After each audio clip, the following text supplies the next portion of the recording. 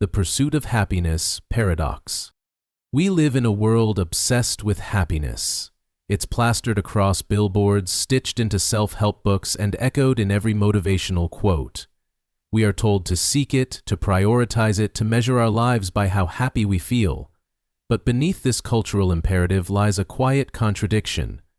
The more we chase happiness directly, the more it seems to slip through our fingers. This is the pursuit of happiness paradox, a strange and frustrating truth that happiness often arrives only when we stop desperately trying to find it.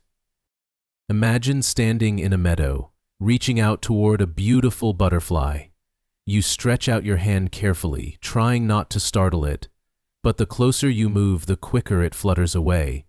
The harder you chase, the faster it escapes. And then, in a moment of stillness, when you finally give up and sit down in the grass, the butterfly lands gently on your shoulder. Happiness often behaves the same way. When it becomes a goal in itself, something to acquire, secure, and hold, it becomes elusive. But when we forget ourselves in the process of living fully, happiness seems to arrive uninvited. This paradox rests on a deep psychological mechanism. When we constantly monitor our emotional state, we become hyper-aware of our dissatisfaction. We start to evaluate every moment. Am I happy yet? Is this enough? Why does everyone else seem more fulfilled than me? These questions, though natural, begin to erode the very joy we're searching for. The act of pursuit sharpens our sense of lack, and the more we compare, the more happiness becomes a distant ideal, something always just beyond reach. Philosophers and psychologists alike have wrestled with this puzzle. Viktor Frankl, a Holocaust survivor and psychiatrist, famously wrote that happiness cannot be pursued, it must ensue. His argument was that meaning, not pleasure, is the foundation of a satisfying life. When we align ourselves with purpose, when we devote ourselves to something beyond our own immediate gratification, happiness becomes a byproduct. It emerges not from self-focus, but from self-transcendence. We stumble into joy not by chasing it, but by forgetting to look for it while doing something we love or believe in. This aligns with what researchers in positive psychology have found over the last few decades. People who focus primarily on their own happiness often report feeling less happy. Meanwhile, those who engage in activities that serve others, build community, or stretch their personal growth tend to report higher overall life satisfaction. It seems that happiness thrives in connection, in meaning, and in engagement, not in solitary pursuit. When we direct our energy outward, we create the conditions in which happiness can quietly grow. But this paradox also reveals a darker truth about our modern world. In a culture that sells happiness as a product, through consumerism, social media, and endless self-optimization, we are constantly reminded of how happy we should be. We're shown curated images of perfect lives, told to smile more, and bombarded with advice about how to feel better. This relentless focus on happiness often leaves us feeling defective when we fall short. It creates a false standard that few can meet and many quietly suffer under. The pursuit of happiness paradox teaches us that happiness is not a destination. It is not a trophy to be won or a status to be achieved. Instead, it is something softer, quieter, and more subtle. It arises in the moments between moments, in the laughter shared with a friend, the satisfaction of solving a problem, the stillness of watching a sunset without needing to post it online. It's in the flow of a good conversation, the pride in small accomplishments, and the comfort of being present with what is, rather than yearning for what could be. Letting go of the chase does not mean giving up on joy. It means shifting how we approach it. Rather than asking, "How can I be happier?" we might ask, "What brings me alive?" Or, "What am I doing when I forget to be unhappy?" These questions shift the focus from outcome to process, from happiness as a goal to meaning as a path. In that shift, something magical often happens. Joy emerges not from seeking it directly, but from immersing ourselves in life's messy, beautiful fullness. Ironically, surrendering the need to be happy can free us to feel more deeply, including happiness itself. When we're no longer demanding that every moment be joyful, we make room for the entire spectrum of experience: joy and sorrow, hope and disappointment, calm and chaos. And within that openness, we find a deeper kind of happiness, one rooted not in constant pleasure, but in acceptance, presence, and authenticity. The paradox does not suggest we should never seek to improve our lives. It does not mean we must resign ourselves to sadness or complacency. What it teaches is that happiness is not a thing to be seized, but a shadow that follows when we walk towards something else: growth, love, service, creativity. The happiest moments are often those in which we forget to ask whether we're happy, because we're too engaged in simply being. Perhaps that is the greatest secret of all. Happiness is not hiding, it's waiting. It waits for you in the act of giving, in the rhythm of routine, in the freedom of surrender. It shows up when you let go of the performance and choose presence over perfection. The moment you stop measuring your life by smiles and likes and milestones, you give happiness the space to take root, not as a fleeting thrill, but as a quiet, grounded sense of being okay, right here, right now. So, if happiness feels distant, don't run harder. Slow down, let go. Turn your attention to what matters, and to what connects you to others and to yourself. You may find that what you were chasing was never out there at all. It was growing quietly within, waiting for you to stop chasing and simply notice. The freedom paradox. We often imagine freedom as the absence of restrictions: the open road, the empty calendar, the unchecked choice. It's a vision of doing whatever we want, whenever we want, with no boundaries or obligations. This is the freedom we chase in our fantasies, a life unshackled, spontaneous, and endlessly permissive. But reality paints a very different picture. Because true freedom, the kind that endures and empowers, often requires the very thing we believe freedom stands against: discipline. This is the heart of the freedom paradox, the idea that to be truly free, we must willingly impose limits on ourselves. At first, it sounds contradictory. How can rules bring freedom? How can restraint unlock liberation? Yet this paradox reveals itself the moment we try to live without discipline. Imagine a person who answers to no one, follows no schedule, and lives solely according to their whims. It may seem like freedom at first, but quickly it begins to erode. Without routine, chaos sets in. Without structure, goals dissolve. Without boundaries, the mind wanders, the body weakens, and desires become addictions. What looked like freedom becomes a prison built from impulse. This is why philosophers and thinkers throughout history have warned us not to confuse freedom with indulgence. The Stoics spoke of freedom as mastery over the self, not the world. To them, the freest person was the one who could choose their response rather than be dragged around by craving, fear, or anger. In the Stoic view, a person who is enslaved by their desires, no matter how rich or powerful, can never be free. True freedom, they believed, comes from self-command. Discipline, then, is not a punishment but a pathway. It is the internal scaffolding that supports freedom. When we commit to a practice, whether it's writing, training, learning, or healing, we give ourselves a gift, the ability to choose in the moments that matter. Consider the pianist who has trained for years. Their freedom to improvise, to play with grace and feeling, arises from countless hours of disciplined repetition. Without that foundation, there would be no freedom in their fingers, only fumbling. The same is true in every area of life. The freedom to express ourselves clearly depends on the discipline of language. The freedom to create art requires the discipline to learn technique. The freedom to feel good in our bodies asks for the discipline of movement and rest. And the freedom to be emotionally stable requires the discipline to pause, reflect, and regulate rather than react. These disciplines aren't cages, they're keys. In today's world, freedom is often marketed as limitless choice. But too many choices can paralyze us. We scroll endlessly, unable to decide. We start too many things, finishing none. We pursue comfort, but end up empty. We confuse ease with freedom, forgetting that many of the things that feel easy in the moment come with a cost.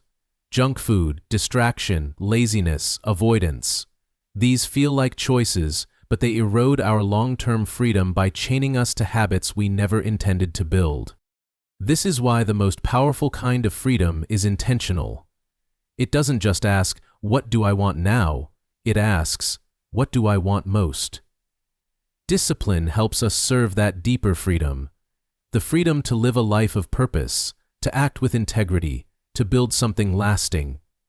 It allows us to say no to what is easy, so we can say yes to what is meaningful. It's not about denying joy or spontaneity. It's about making space for the kind of joy that lasts longer than a moment. There is also a deeper layer to this paradox, one that touches on our relationships with others. Many believe that freedom means answering to no one, depending on no one, but total independence is an illusion. We are social beings, woven into networks of care, trust, and interdependence. Real freedom exists within healthy relationships, not outside them. And relationships require discipline too. The discipline to listen, to compromise, to forgive, to show up consistently. These aren't restrictions. They are the practices that make true connection possible. In their absence, what we call freedom often becomes loneliness. Spiritual traditions echo this truth. Monks, mystics, and sages of all backgrounds speak of a freedom that can only be accessed through discipline. The daily rituals, the vows of silence, the fasting and prayer all seem like severe limitations from the outside, but within these boundaries, they find peace. By stripping away distractions and compulsions, they uncover a deeper layer of freedom. Freedom from the self, from ego, from the chaos of desire. Even in the realm of political and social freedom, discipline plays a vital role. Democracy depends not just on rights, but on responsibilities. Freedom of speech means little without the discipline to listen. Freedom to protest means little without the discipline to remain peaceful. Societies that value freedom must also value self-restraint, or they descend into disorder. Freedom is not sustained by chaos, but by a collective discipline, a shared agreement to respect one another's rights, to uphold the rule of law, to balance liberty with justice. The freedom paradox also invites us to reconsider what we mean by success. So often, success is equated with the freedom to do anything. Retire early, travel endlessly, buy whatever we want. But many who reach that level of external freedom find themselves unmoored, lost, or disillusioned. The freedom to do anything quickly becomes the burden of doing nothing. Without direction, freedom loses its shape. True success, then, may not be about escaping responsibility, but embracing the right kind. The kind that challenges us, disciplines us, and brings out the best in us. The freedom paradox doesn't ask us to give up freedom. It asks us to deepen our understanding of it. It teaches us that freedom is not the absence of structure, it is the presence of meaningful structure. It is not the rejection of limits, but the intelligent design of them. It is not the indulgence of every urge, but the clarity to choose what serves our highest good. Discipline doesn't take freedom away. It carves a path through the wilderness, so that freedom can walk in peace. So the next time you long for more freedom, ask yourself not what you want to escape, but what you want to create. Ask not what rules you can break, but what commitments you can honor. Ask not how you can feel free for a moment, but how you can live free for a lifetime. In that shift, the paradox begins to dissolve, and what emerges is not a contradiction, but a profound harmony between freedom and form, chaos and order, choice and commit, the kind of harmony that builds a life worth living. The effortless effort paradox. There's something mesmerizing about watching a master at work, the musician whose fingers glide across the keys as if the piano itself is breathing, the athlete who moves with fluid precision, every step perfectly timed, the speaker whose words flow like water, calm and clear, as if they were born knowing exactly what to say. To the outside observer, it all looks so easy, so natural, like they were simply born with it. But what we see in those moments is the surface of a paradox. That mastery looks effortless, but only after years of relentless, invisible effort. This is the effortless effort paradox, and it quietly redefines how we understand greatness. We are often drawn to things that seem smooth and effortless. There's a kind of magic in it, a sense of awe. It looks like talent or maybe luck, but the truth is almost always more complex. Beneath the ease we see is a history we don't. Thousands of hours spent in practice rooms, on quiet fields, in dimly lit studios. Long nights of repetition, frustration, and refinement. The effort was not removed, it was absorbed into the person. It became part of them, encoded into their muscle memory, their instincts, their presence. What once required intense concentration now flows with quiet precision. This paradox plays out in every field, in art, in science, in sport, in conversation. What feels smooth to an audience was once jagged and awkward. What seems spontaneous is often the result of deep preparation. What appears intuitive was once deeply counterintuitive, learned slowly and sometimes painfully. This is why comparing your beginning to someone else's middle, or worse, their mastery, can be so discouraging. It's easy to forget that what looks like talent is almost always refined effort. The paradox isn't just about skill, it's also about perception. We're often taught to admire results without questioning the process. We praise brilliance, but rarely celebrate the slow, grinding discipline behind it. As a result, many people give up too soon, thinking they simply don't have it. But the effortless effort paradox tells us something different. It whispers that greatness is not a gift, it's a craft. That ease is not a starting point, but an end state. That every master was once a beginner, fumbling and unsure. There's a deeper wisdom in this paradox too, one that speaks to the rhythm of growth. At first, everything feels hard. Learning a new skill feels like pushing against gravity. Your brain resists, your hands fail you, and your confidence wavers. But over time, with patient repetition, the effort begins to internalize. You move from conscious incompetence to unconscious competence. The skill becomes yours, not in a superficial way, but in a deeply embodied sense. You no longer try to do it. You are doing it, even before you realize. That's the beauty of mastery.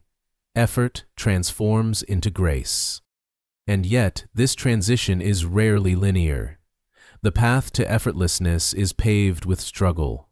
There are plateaus where progress stalls. There are days when everything feels like it's slipping backward. But paradoxically, these are often the most important moments. Because when you keep showing up, when you practice without seeing immediate results, you are building the foundation for effortlessness. Not the flashy kind, but the quiet, stable kind that lasts. There's also a certain humility that grows out of this paradox. The more you understand the journey behind effortlessness, the more respect you gain for those who've walked it. You stop being seduced by appearances. You begin to see the invisible architecture behind mastery, and in that seeing, you start to value your own journey more. You realize that struggling isn't a sign of failure, it's a necessary stage. That frustration isn't an obstacle. It's a signal that you're reaching beyond your current limits. In this way, the effortless effort paradox becomes not just an observation, but a guide. It teaches patience. It teaches faith in repetition. It teaches that the goal isn't to avoid effort, but to refine it, to aim it with precision, with consistency, and with care. And over time, effort becomes less of a burden and more of a rhythm. You show up not to prove anything, but because the process itself has become part of you. What once required discipline becomes devotion. This paradox also reshapes how we think about teaching and mentorship. A good teacher knows that what seems easy to them is not easy to the student. They remember the struggle. They know how long it took to make the complex feel simple, and so they create space for imperfection, for experimentation, for slow progress. They don't glorify talent, they nurture perseverance. They know that true confidence doesn't come from appearing effortless. It comes from knowing you've earned the ease through effort. In a world obsessed with shortcuts and instant gratification, the effortless effort paradox reminds us of something essential. The real magic happens in the unglamorous work, in the quiet hours no one sees, in the thousands of tiny corrections, retries, and refinements that accumulate into something graceful. Mastery isn't born from avoiding effort, it's born from befriending it, working with it so closely that eventually it dissolves into the background and lets you flow. And perhaps the most beautiful part of this paradox is what it teaches us about identity. When effort becomes effortless, we're no longer performing the skill, we're embodying it. It becomes a form of expression, not a test. It feels natural, not because it was easy, but because it's been lived so deeply. Like a language you now speak fluently, like a song you know by heart, the skill becomes an extension of you. And that's what mastery really is, not perfection, but integration. So, if you find yourself in the midst of the struggle, comparing your efforts to someone else's ease, remember this paradox. What looks smooth was once clumsy. What feels natural was once unnatural. The difference is time, effort, and love for the process. Trust that each repetition, each challenge, each small win is slowly building the foundation of your own effortlessness. One day, someone will look at your work and say, "You make it look so easy," and you'll smile, knowing what it took to get there. The trying not to try paradox. There's a moment we've all felt before, the deep longing to relax, to find stillness, to just let go. But the harder we try to grasp that feeling, the further it drifts away. We lie down, close our eyes, and command ourselves to be calm. We tell our muscles to loosen, our thoughts to quiet, our hearts to slow down. Yet in doing so, we often grow more restless, more agitated, more aware of the tension we were trying to escape. This is the trying not to try paradox, a strange and frustrating truth that, the more we try to relax, the less relaxed we feel. Because relaxation, like sleep, happiness, or inspiration, cannot be forced. It arises only when we stop trying to summon it. This paradox is at the heart of many ancient philosophies, especially those from the East. In Taoism, it's known as Wu Wei, the principle of effortless action, or action without striving. It's not about doing nothing, but about flowing with the natural rhythm of things instead of fighting them. A river does not strain to reach the ocean. A tree does not force itself to grow. They simply follow their nature, and in doing so, they achieve incredible things. The more we align with this way of being, the more peace we experience, not through control, but through surrender. But in a modern world built on effort, productivity, and optimization, this approach feels unnatural. We are trained from a young age to try harder, push more, strive endlessly. Relaxation becomes just another goal on the to-do list. We buy products to help us unwind. We schedule time to meditate. We judge ourselves for not being calm enough. Even our attempts to find peace are laced with pressure, and yet the paradox persists. The more intensely we chase serenity, the more elusive it becomes. To truly relax, we must allow ourselves to stop striving. But that doesn't mean giving up, it means letting go. Letting go of the need to control each moment. Letting go of the expectation that every breath should lead to bliss. Letting go of the idea that stillness is a prize to be earned rather than a space to be entered. True relaxation begins not with effort, but with trust. Trust that your body knows how to rest. Trust that your mind will settle in its own time if you stop trying to force it into silence. This paradox also applies to meditation, one of the most well-known practices for cultivating inner peace. Beginners often sit down expecting to achieve instant calm, only to find themselves bombarded with thoughts and distractions. They grow frustrated, thinking they're doing it wrong. But experienced meditators know the secret. There's no such thing as doing it right. The moment you try to force a quiet mind, you agitate it. The mind quiets only when you observe it without judgment. When you allow thoughts to rise and fall, like waves in the ocean, without clinging or pushing them away, something shifts. Not because you tried harder, but because you stopped trying at all. In this way, the trying not to try paradox teaches us a profound lesson about control. Much of what we seek, peace, joy, creativity, even love, cannot be seized through willpower. They arise naturally when we create the space for them, when we stop interfering. Trying to relax is like trying to fall asleep.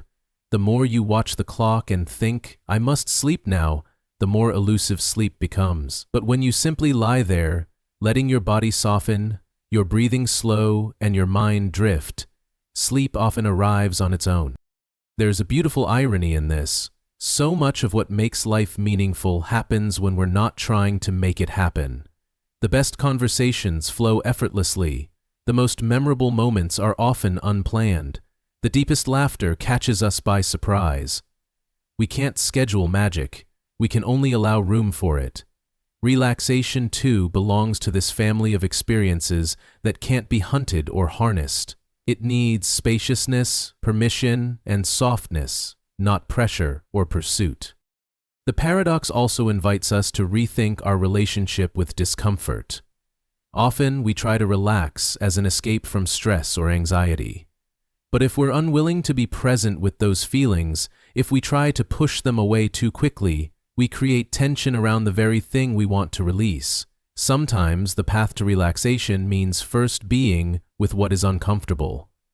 Letting yourself feel the tightness in your chest without trying to fix it. Letting the restless thoughts swirl without trying to suppress them.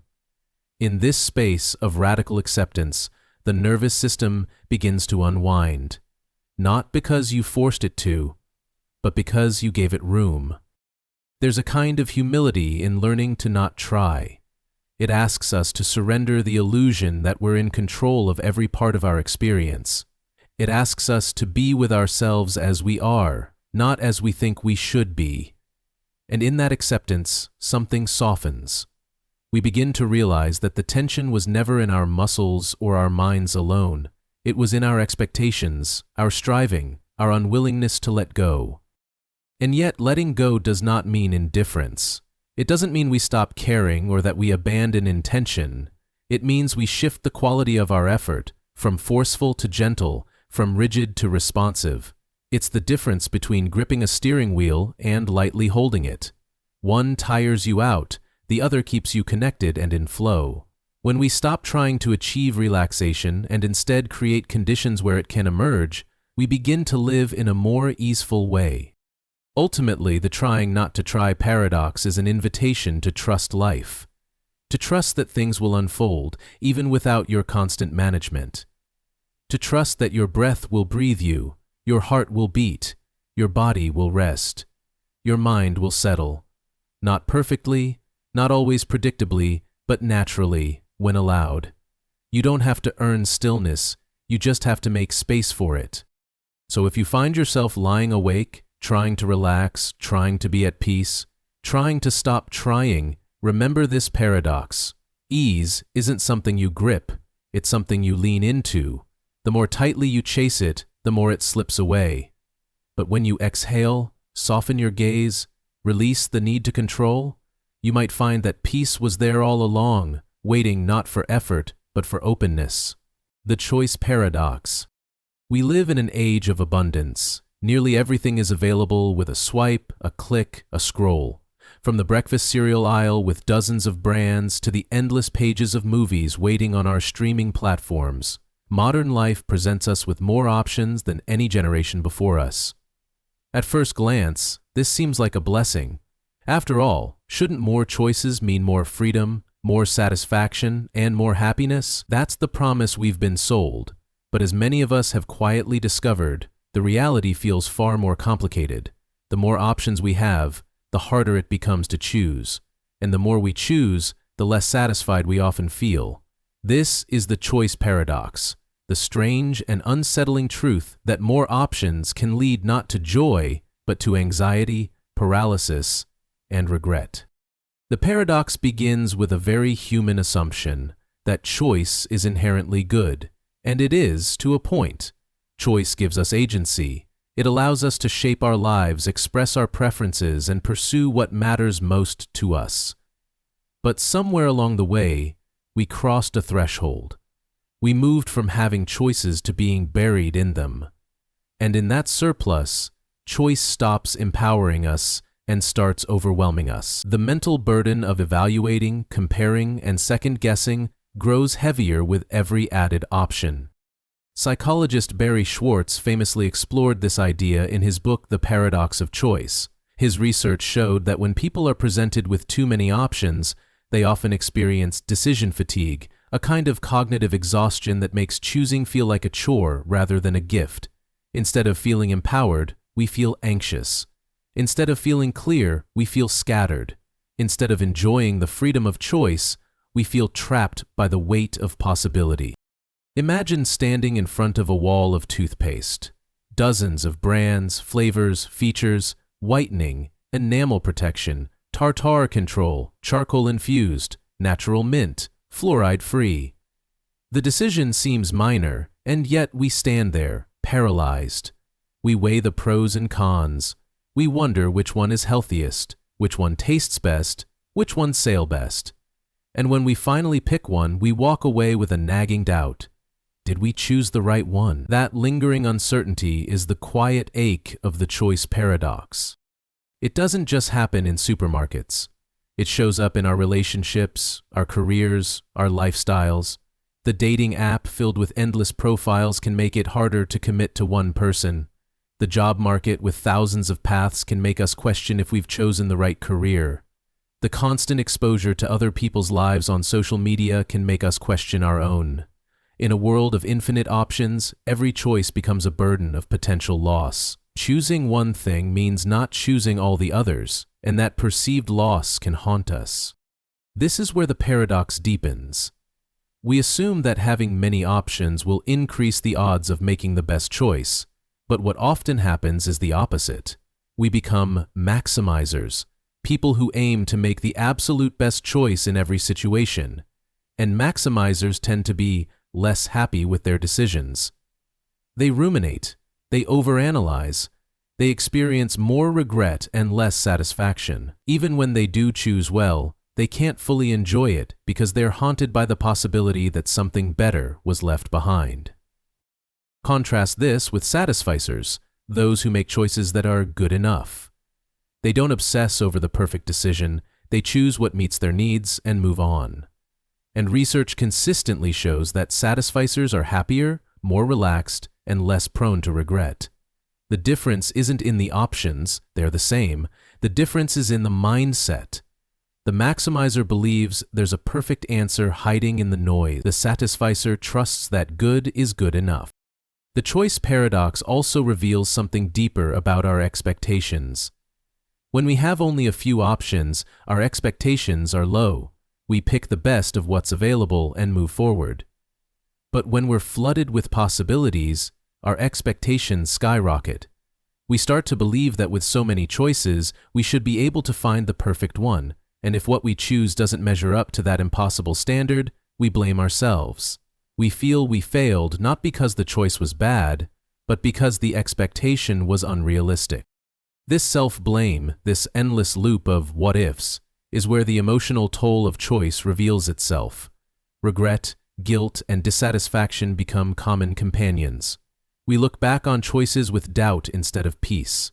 We fear that our happiness depends on choosing the one right path from thousands of wrong ones, and in that fear, we lose the ability to savor what we have chosen. The paradox even extends to freedom itself. More choices can feel like more freedom, but only up to a point. Beyond that, the very abundance of choice becomes a form of tyranny, what author Alvin Toffler once called overchoice. It's the weight of too much, the noise of too many voices, the exhaustion of endlessly curating, selecting, and optimizing every detail of our lives. It's freedom on paper, but pressure in practice. So what can we do in the face of this paradox?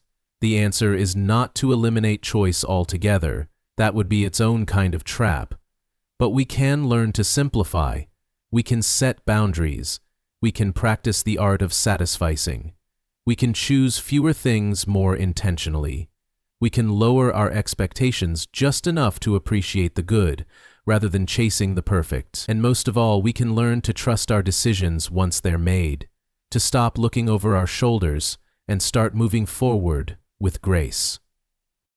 The choice paradox is not a failure of modern life. It's a reminder that more is not always better, that clarity often comes not from adding, but from subtracting, that peace comes not from endless evaluation, but from presence and acceptance. The freedom to choose is a gift, but the wisdom to choose simply, to choose with heart, and to live without constant doubt, that is where true freedom lies. So the next time you feel overwhelmed by options, pause, breathe, ask yourself not which is the best, but which feels aligned. Choose it, then let it go. Life is not a game of perfect choices.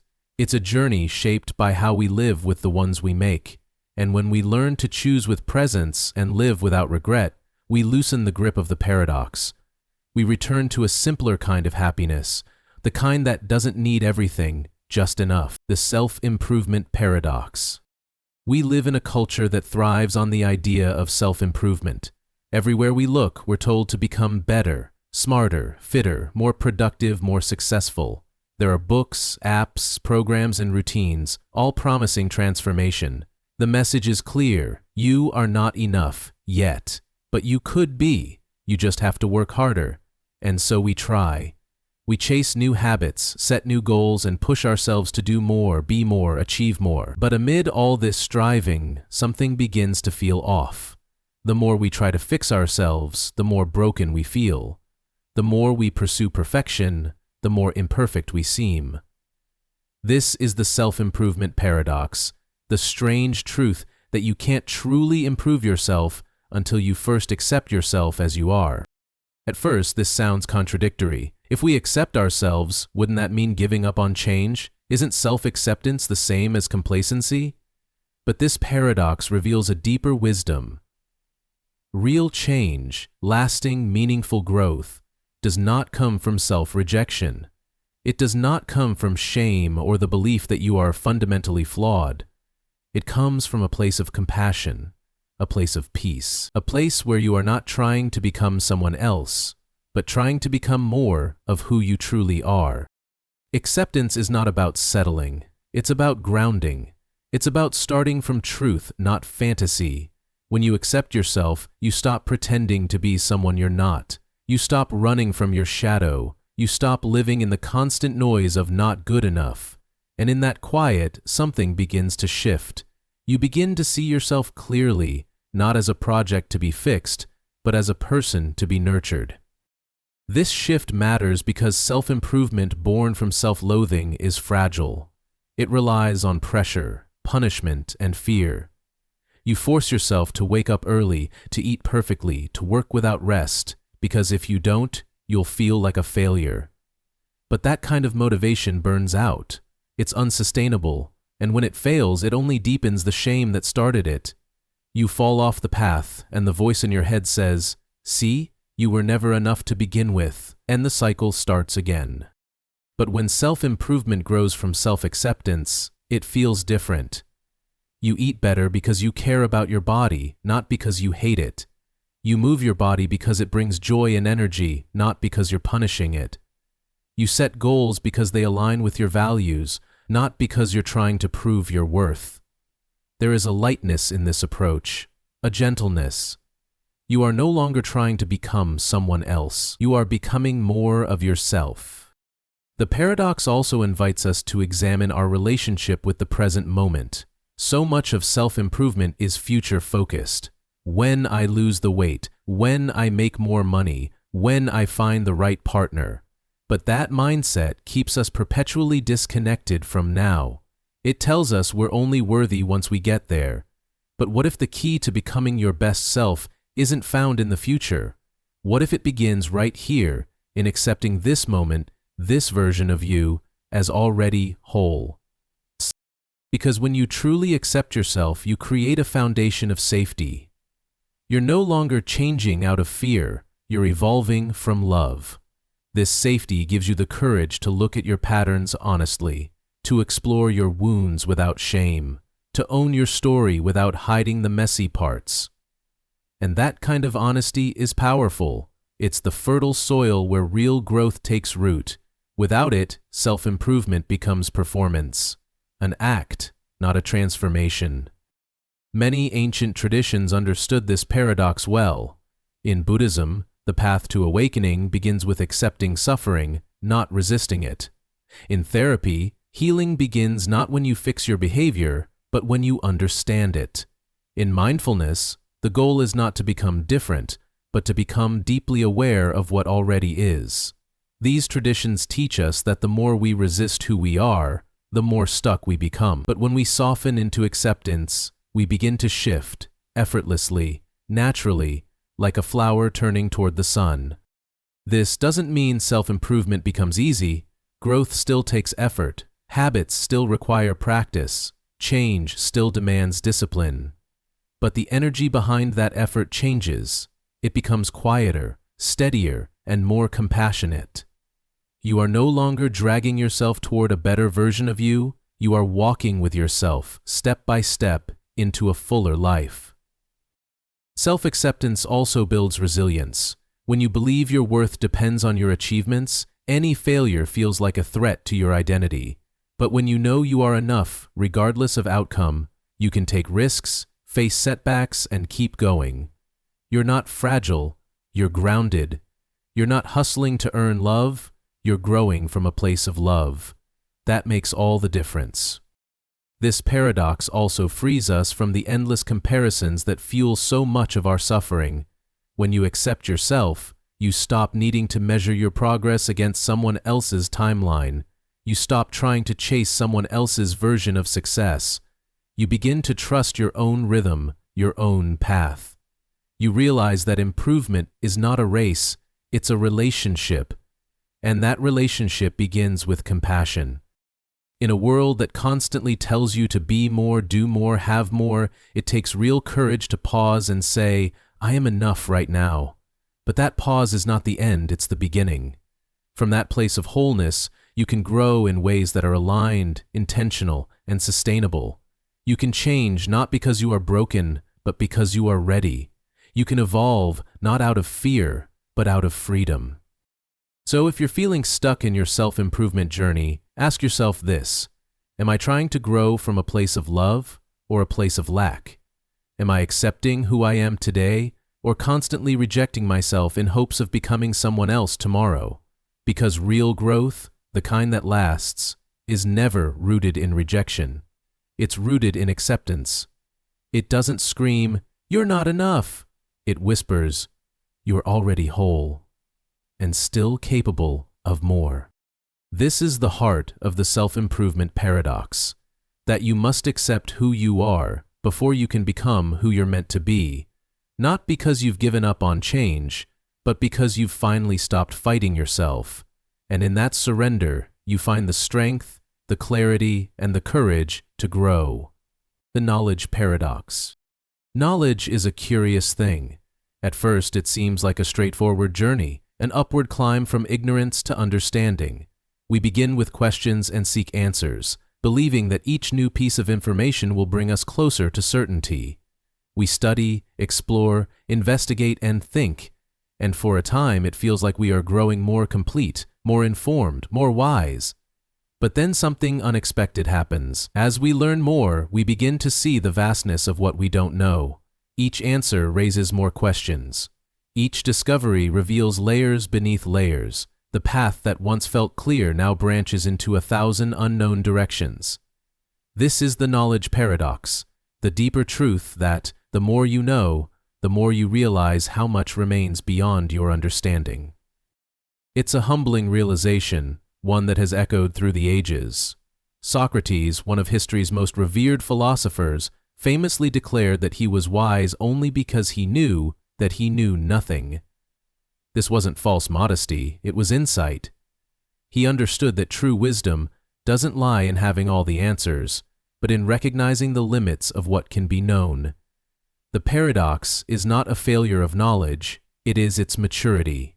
It marks the transition from simple confidence to deeper awareness. In the beginning, knowledge often feels like power, and it is. It allows us to navigate the world, to build, to communicate, to understand the patterns around us. But unchecked, this feeling of power can become arrogance. We believe we've figured things out. We create rigid beliefs. We speak with certainty. And then, as we go further, the edges begin to blur. The certainties soften. The exceptions grow. What was once black and white turns into gray. We start to see that every subject, whether science, history, art, or philosophy, is far more complex than we first imagined. This shift is not discouraging, it's liberating. Because when you accept that knowledge is infinite, you free yourself from the burden of needing to know everything. You realize that being curious is more important than being correct. That asking the right questions can be more valuable than having the right answers. You begin to explore not to prove a point, but to deepen your experience of the mystery that surrounds us. The paradox also highlights the beauty of humility.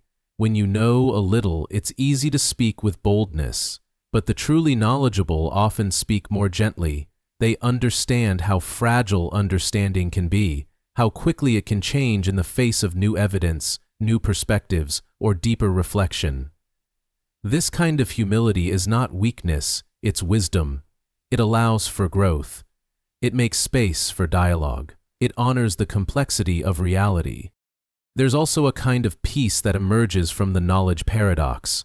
When you stop needing to have all the answers, you stop feeling threatened by uncertainty. You can sit with not knowing. You can observe without rushing to conclusions. You can admit confusion without shame. This creates a richer relationship with the world, one rooted not in domination, but in wonder, not in control, but in connection. In science, the paradox is especially clear. The more we explore the universe, from the tiniest particles to the largest galaxies, the more mysteries we uncover. For every law we define, there are anomalies. For every theory, 100 new questions. Quantum physics, dark matter, the origin of consciousness. These are not failures of science, but its frontier. Each discovery expands the boundary of what is known while simultaneously stretching the horizon of the unknown. And the same applies in everyday life. Consider relationships. At first, we think we understand people easily. We categorize, label, judge. But over time, as we get closer, we begin to see the depth, the contradictions, the evolving nature of those around us. We realize that no person can be fully known, no story fully told. There is always more. The paradox reminds us to stay open, to listen more deeply, to approach others not as puzzles to solve, but as worlds to explore. Even in self-acknowledge, the paradox holds true. As we reflect on our thoughts, our emotions, our patterns, we begin to uncover parts of ourselves we hadn't seen. We notice habits, assumptions, biases. We see the shifting nature of identity, that who we were is not always who we are, and that who we are is constantly unfolding. The more we explore inward, the more we realize how layered and fluid the self really is. This realization doesn't lead to despair, it leads to reverence. To know that we can never fully know is to be reminded of the sacredness of life. The mystery is not something to be solved, but something to be embraced. Knowledge becomes a journey, not a destination, and that journey becomes more meaningful when we let go of the illusion of final answers. The knowledge paradox also challenges how we define intelligence. In many societies, intelligence is measured by how much you know, how many facts you can recite, how well you perform on tests. But what if true intelligence is something else entirely? What if it's the ability to remain curious, to admit ignorance, to stay open to learning? What if it's not about having a full cup, but about being willing to empty it again and again? In education, this perspective could change everything. Instead of teaching students to memorize and repeat, we could teach them to wonder, to question, to engage. We could celebrate the courage to say, "I don't know," and then explore from there. We could create a culture where learning is not about certainty, but about exploration, where knowledge is not a weapon, but a bridge. Ultimately, the knowledge paradox is not a problem to be solved, but a truth to be lived. It asks us to be lifelong learners, not just in books or schools, but in how we see the world. It invites us to approach each day with fresh eyes, to remain curious in the face of the unknown, and to celebrate the mystery rather than fear it. So if you ever feel overwhelmed by how much you don't know, take heart. That feeling is not a sign of weakness, it is a sign of growth. It means you've moved beyond the illusion of certainty. It means you're paying attention. It means you're on the path of true wisdom. Because in the end, the paradox holds. The more you know, the more you understand just how much there is left to know. And that, perhaps, is the most important knowledge of all. The control paradox. Control is a comforting illusion. We plan our days, organize our lives, set goals, manage outcomes, and believe that if we just hold tightly enough, things will go the way we want. There's a sense of safety in this, a belief that if we try hard enough, we can shape the world to our liking. But the more we try to control every detail, the more things seem to unravel. The tighter we grip, the more chaotic everything becomes. Unexpected problems appear, people resist, life refuses to be boxed in, and strangely, when we begin to let go, when we loosen our grip and surrender our need to micromanage, things often fall into place more naturally. This is the control paradox, the strange truth that trying to control everything leads to chaos, while letting go often brings more control. At first, it seems backward. Control should bring order, right? It's logical to think that managing every variable is the best way to ensure the outcome we desire, and in small doses this can be true. Planning has its place, preparation is wise, but control turns toxic when it becomes obsessive, when we stop adapting, when we ignore the fluid nature of life and try to dominate it instead. That's when control stops being helpful and starts becoming a source of tension, anxiety, and even failure. Think of water. Try to cup it tightly in your hands and it slips through your fingers, but if you relax your palms, it stays. Control works the same way. The more rigid we become, the more life resists. We push and it pushes back. We force and things break. The paradox lies in realizing that control isn't about domination, it's about alignment. It's about flowing with the current rather than against it. And when we stop trying to force outcomes, we often find a surprising kind of influence that feels more like ease than effort. This idea shows up everywhere, in relationships, in work, in personal goals. In relationships, the desire to control others, what they do, how they feel, how they show up, almost always leads to conflict. People don't want to be managed like machines. They want to be understood, respected, and trusted. And when we let go of the urge to control them, when we create space for freedom, authenticity, and choice, the relationship becomes stronger. Paradoxically, by letting go of control, we cultivate connection, and in that connection, we gain a more meaningful influence than control ever offered. In work, the same principle applies. Leaders who try to control every aspect of a project often create bottlenecks, stifle creativity, and breed resentment. But leaders who empower others, who delegate and trust, often see greater productivity and innovation. It's not that they're absent or indifferent, it's that they've learned the art of holding the reins loosely. They provide direction without micromanagement. They understand that real leadership is not about control, it's about trust and guidance. Even in our own inner lives, the control paradox plays out. When we try to control our thoughts or emotions, we often make them worse. Tell yourself not to feel anxious, and the anxiety grows. Try to suppress sadness, and it lingers longer. The harder we push emotions away, the more stubbornly they stay. But when we accept them, when we say, "This is what I'm feeling right now," and that's okay, something shifts. The emotion loses its grip, we gain clarity, calm, and a surprising kind of control, not by force, but by acceptance. Letting go doesn't mean giving up. It means trusting the process. It means recognizing that life is not a machine but a living, breathing system. Things change. People evolve, plans shift, and control in its healthiest form is about flexibility. It's about knowing when to act and when to release. It's about dancing with uncertainty rather than fighting it. There is a deep freedom in surrender, not the surrender of weakness, but the surrender of wisdom.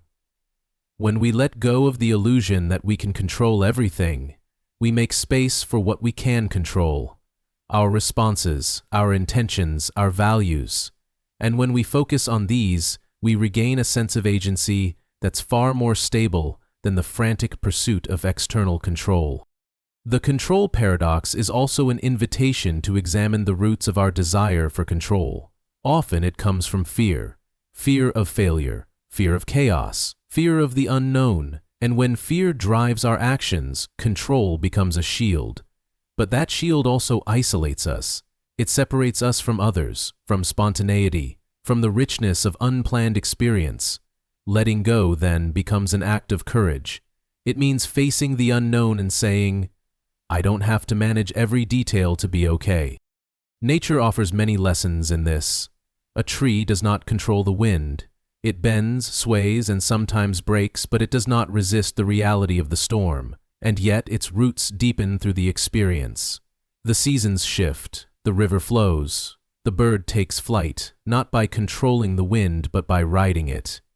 There's a harmony in this way of living, a quiet kind of power that emerges not from dominance, but from cooperation with the way things are. The control paradox reminds us that peace often comes not from perfecting our environment, but from relaxing into it. That fulfillment is not about engineering the perfect life, but about being present for the one we have. That real strength is not rigid, but responsive, and that the most powerful people are often those who have learned how and when to let go. So the next time you feel the urge to tighten your grip, to plan every detail, to force an outcome, to manage every variable, pause. Ask yourself what would happen if you let go just a little. Not all at once, just enough to breathe, just enough to trust, just enough to make space for life to meet you halfway.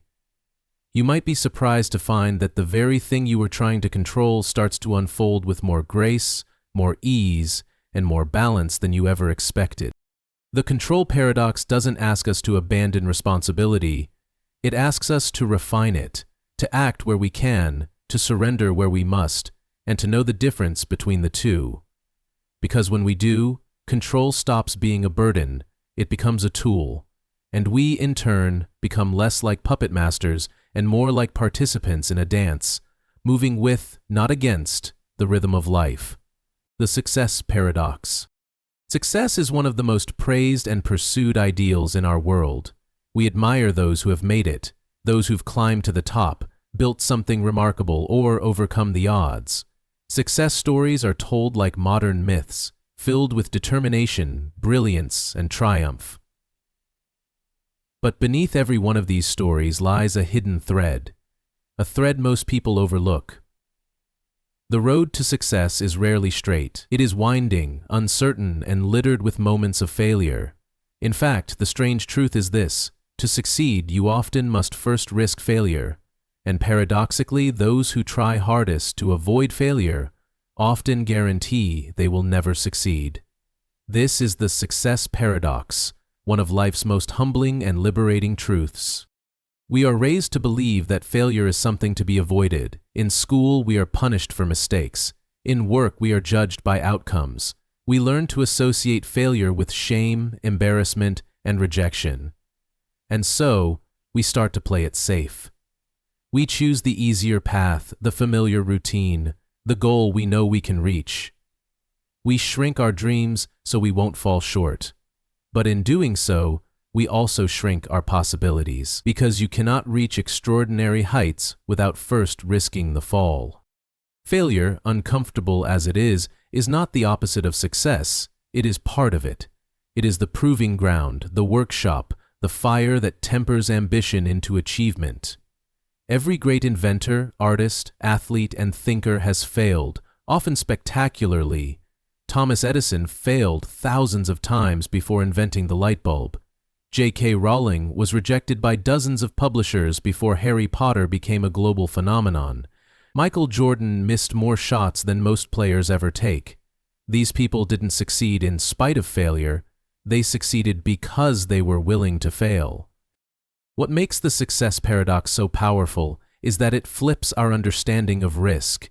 We often think of failure as the greatest danger, but in truth, the real danger lies in avoiding failure so completely that we avoid growth.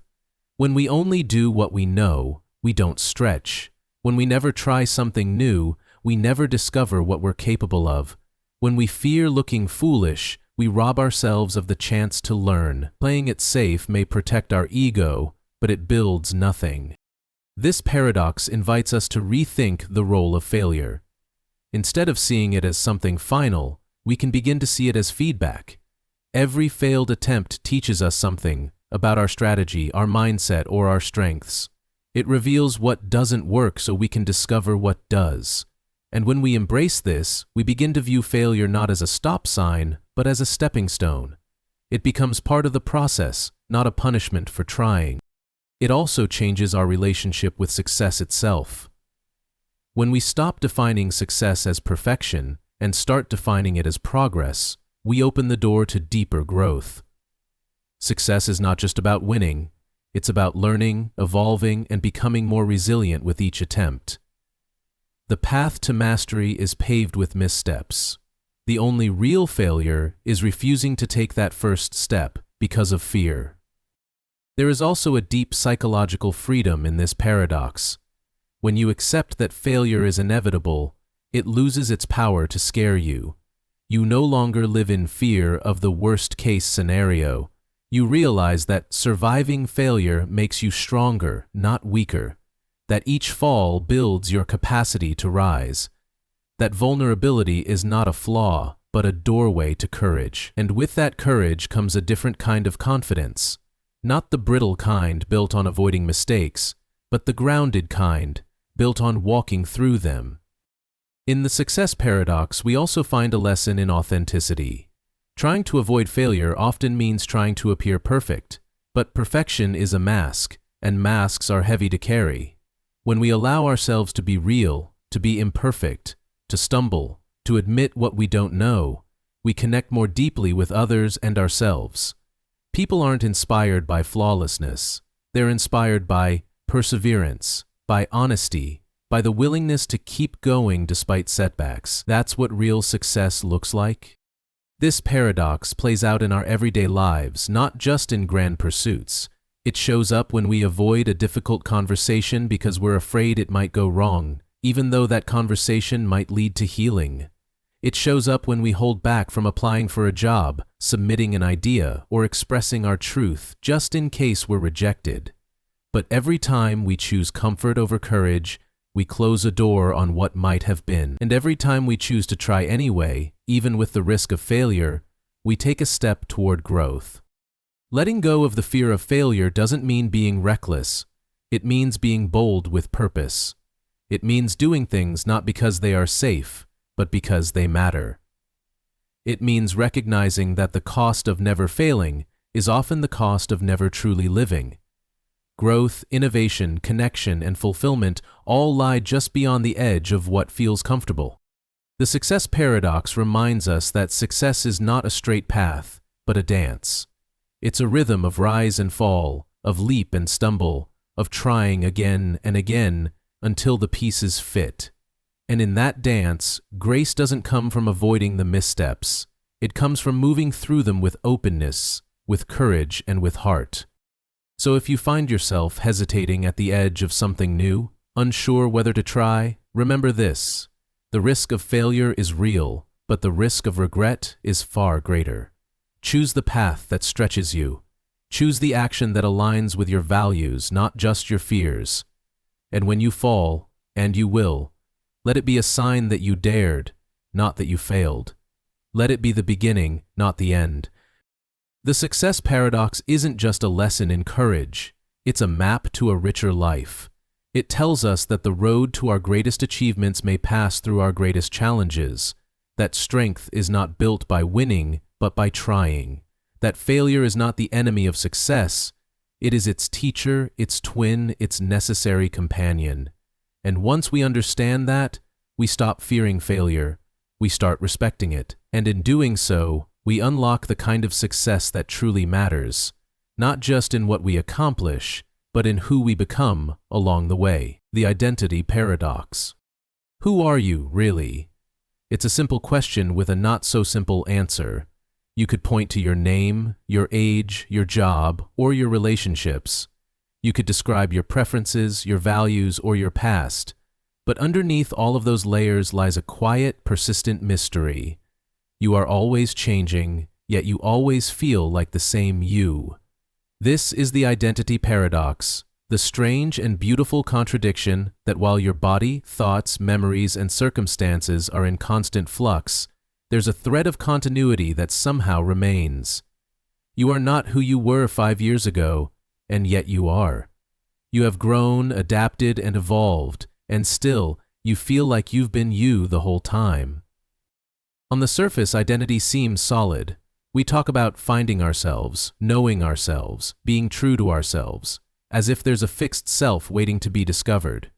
But the more you look, the more elusive it becomes. Who you are at this moment is shaped by a lifetime of experiences. The fears you've faced, the joys you've known, the people you've loved. Every version of you that came before lives somewhere within you, and yet none of them can fully define you. You are not just a sum of your past. You are a process, unfolding moment by moment. And yet, despite all this change, there's a felt sense of self that endures. Even as your opinions shift, even as your body ages, even as your roles evolve, you wake up each day and feel like you. You recognize your own voice. You respond to your own name. You carry memories that no one else has. There's a center of gravity, an inner witness, that holds it all together. The paradox lies in the tension between that fluidity and that permanence, between the self as a river and the self as a stone. This paradox becomes especially clear when you reflect on your past selves. Think back to who you were 10 years ago, the way you thought, the things you believed, the people you trusted, the dreams you held close. It's likely that many of those things have changed, some radically. You may even look back with disbelief or embarrassment at the version of yourself that once seemed so certain. And yet, you don't think of that person as a stranger. You think of them as you. Changed, yes, but still part of the continuous arc of your identity. Psychologists and philosophers have long wrestled with this mystery. Some describe identity as a narrative, a story we tell ourselves about who we are. And like any story, it evolves. We add chapters, we revise earlier ones, we reinterpret the meaning of past events. But we keep telling the story. We need it. Without it, we'd feel lost. Others suggest that identity is not a thing at all, but a dynamic process, that the self is not an object, but an activity, that who we are is not a static entity, but an ongoing act of becoming. This understanding can be both disorienting and liberating. It means you are never stuck. No matter how fixed your habits feel or how rigid your past has been, you are always in motion. You are always becoming someone new. But it also means that there's no final version of you to arrive at. There's no finished self. There's only the unfolding, the shifting, the continued creation of who you are. And that creation happens not once, but every day, in your choices, your thoughts, your relationships, and your reflections. The identity paradox also shows up in how we relate to others. We hold certain ideas about people, what they're like, how they'll act, who they've always been. But just as we evolve, so do they. And when we cling too tightly to a static idea of someone, we can miss their growth. We trap them in an outdated version of themselves. We forget that they, too, are changing inside. Recognizing this paradox in ourselves helps us extend grace to others. It reminds us that no one is only who they used to be. At the heart of the identity paradox is the idea of continuity without sameness.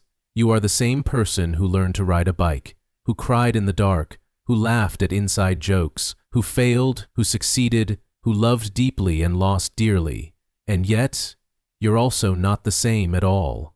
You're wiser, maybe softer, or harder in places. You've been shaped by time and choice and chance. The paradox is not a problem to be solved, it's a truth to be held, a way of honoring the complexity of what it means to be human. There's comfort in this paradox too. It means that even as the world changes around you and within you, you're allowed to carry a sense of home, a familiarity that holds through the storms. And it also means that you are not forever tied to any one version of yourself. You can grow, you can let go, you can reinvent. The self is resilient, not because it never changes, but because it always does and still holds a thread of recognition.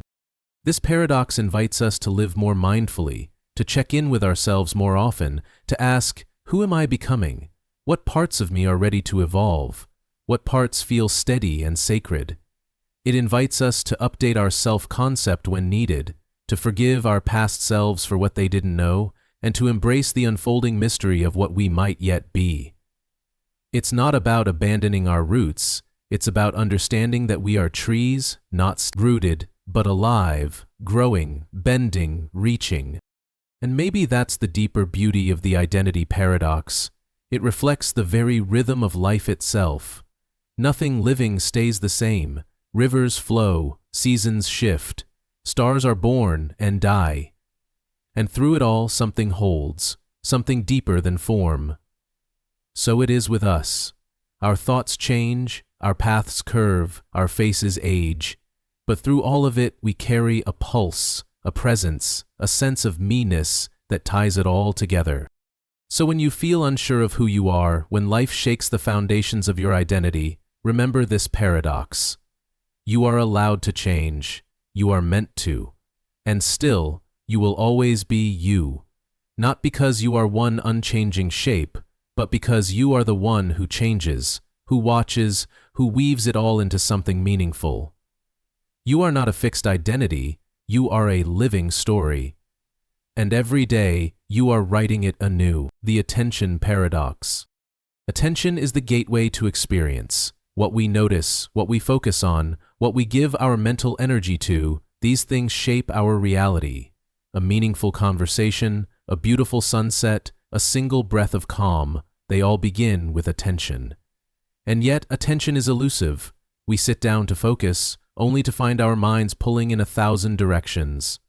We try to listen deeply, only to catch ourselves thinking about what to say next. We attempt to read, to meditate, to simply be present, and again, our awareness slips away. The paradox becomes clear. The more you try to pay attention, the more your mind wanders. This is the attention paradox, the strange truth that focus cannot be forced, and that presence arises only when we stop straining to capture it. In our current world, attention has become one of the most precious commodities. Everything and everyone is vying for it. Apps, advertisements, notifications, thoughts, fears. We live in a constant state of divided attention, and many of us feel the consequences. Shorter attention spans, a scattered mind, a sense of being present for everything and connected to nothing. In response, we try harder to focus. We push, we grit our teeth, we tell ourselves to concentrate, but attention, like a wild animal, does not respond well to pressure. The harder we chase it, the more it slips away. This paradox becomes especially clear in meditation. Sit quietly, close your eyes, and try to concentrate on your breath. Almost instantly, your mind starts to chatter. Thoughts drift in, what you forgot to do, what someone said, what might happen tomorrow. The more you try to fight these thoughts, the louder they become. But the moment you stop wrestling with them, when you simply let them pass and return gently to the breath, something shifts. Attention returns not because you forced it, but because you created space for it. That's the hidden wisdom of the attention paradox. Attention is not a product of effort, but of ease. It arises when we soften, not when we strain. It thrives in openness, not in pressure. And yet, we're conditioned to believe that trying harder is always the answer. In most areas of life, effort leads to improvement. But attention doesn't work like that. You can't will yourself into presence. You can only invite it and wait. This doesn't mean we should stop practicing attention. On the contrary, cultivating attention is one of the most transformative things we can do. But the way we approach it matters. When we treat attention like a task to conquer, it resists us. When we treat it like a muscle to gently train, it grows stronger. Like holding water in your hands, you must be steady, but you must also be gentle. Squeeze too tightly, and it's gone. There is a kind of humility in learning to pay attention. It requires acknowledging that your mind will wander, that distraction is natural, that your brain, shaped by evolution and saturated by stimulation, is not a still pond, but a moving river. The goal, then, is not to eliminate distraction completely, but to become more skillful in returning. Attention is not about perfect focus, it's about returning again and again to what matters. The paradox also invites a shift in perspective. Rather than asking, "How can I focus more?" we might ask, "What is pulling my attention away?" Often, it's not that we lack focus, it's that our focus is being hijacked by worry, by noise, by emotional residue from earlier in the day. Attention in this light becomes less about control and more about clarity. It's not about locking your mind onto one thing, it's about seeing clearly where your mind goes and gently guiding it back. This kind of awareness is the foundation of mindfulness, and it's in mindfulness that the paradox truly dissolves. When you're mindful, you don't try to trap your attention, you observe it. You allow it to move, to shift, to dance, and in doing so you begin to develop a quieter, more stable kind of focus. The kind that isn't rigid but resilient. The kind that doesn't depend on pressure but on presence. There's another layer to the attention paradox worth exploring, the emotional one. Often we struggle to focus not because we're distracted by noise, but because we're distracted by inner discomfort. We avoid being present because presence means feeling, and feeling, especially difficult emotions, can be uncomfortable. So the mind runs, it loops, it fidgets, it looks for anything else. In these moments, the attempt to pay attention becomes a form of resistance, and the only way through is acceptance. Attention becomes possible, not when we block out discomfort, but when we're willing to sit with it. This brings a kind of gentleness to the practice of attention. It means that every time your mind wanders, you can treat it not as a failure, but as an invitation to return, an invitation to practice patience, an invitation to reconnect not through force, but through curiosity. What is here now? What am I feeling? What is asking to be seen? Attention becomes less about control and more about intimacy. And perhaps that is the deeper message of this paradox, that to truly pay attention is to be in relationship with yourself, with others, with the world. It's not just about mental focus, it's about presence. It's about listening with your whole being. It's about being here fully for whatever life is offering you right now. And that kind of attention doesn't come from trying harder, it comes from softening into the moment. So if you find yourself struggling to concentrate, if your mind feels like it's spinning in circles, take a breath. Not to control it, but to feel it. Let your attention rest, not on a goal, but on an experience. Let it settle, not through willpower, but through welcome. Attention, like so many of life's treasures, cannot be forced, but it can be invited. And when it arrives, it opens the door to a richer, deeper, more connected way of being. The attention paradox is not a flaw in our thinking, it is a doorway into awareness. It teaches us that presence is not about perfection, that focus is not about force, that being here, now, begins with letting go of the need to be anywhere else. And when we stop trying so hard to hold attention, we may discover that it was waiting quietly for us to simply notice. The popularity paradox. We all want to be liked. It's a deeply human desire to be accepted, appreciated, understood. From childhood into adulthood, this longing often shapes our behavior in subtle and not so subtle ways. We adjust our words to avoid offense. We laugh at jokes we don't find funny. We dress a certain way, speak a certain way, and sometimes even live a certain way just to feel that we belong. But the irony is, the more we try to be liked, the less authentic we become. And as authenticity fades, so does the very connection we're seeking. This leads us straight into the popularity paradox. People who don't care about being liked are often the most liked. Not because they're arrogant or aloof, but because they are unapologetically themselves. At first glance, it seems backwards. Wouldn't people who go out of their way to please others be the most well-liked? Isn't likability tied to how much we accommodate, agree, and adapt to those around us? While those behaviors might earn approval in the short term, they often come across as insincere over time. There's something deeply magnetic about people who are at ease in their own skin, who speak truthfully, live authentically, and don't shapeshift for acceptance. These people may not appeal to everyone, but they resonate deeply with the people who matter. This paradox touches the core of what it means to be human. We are social creatures wired to seek community, but we are also individuals with our own unique perspectives, boundaries, and desires. When we sacrifice that individuality to gain popularity, we dilute ourselves, and people sense it. Even if they can't name it, they feel the inauthenticity.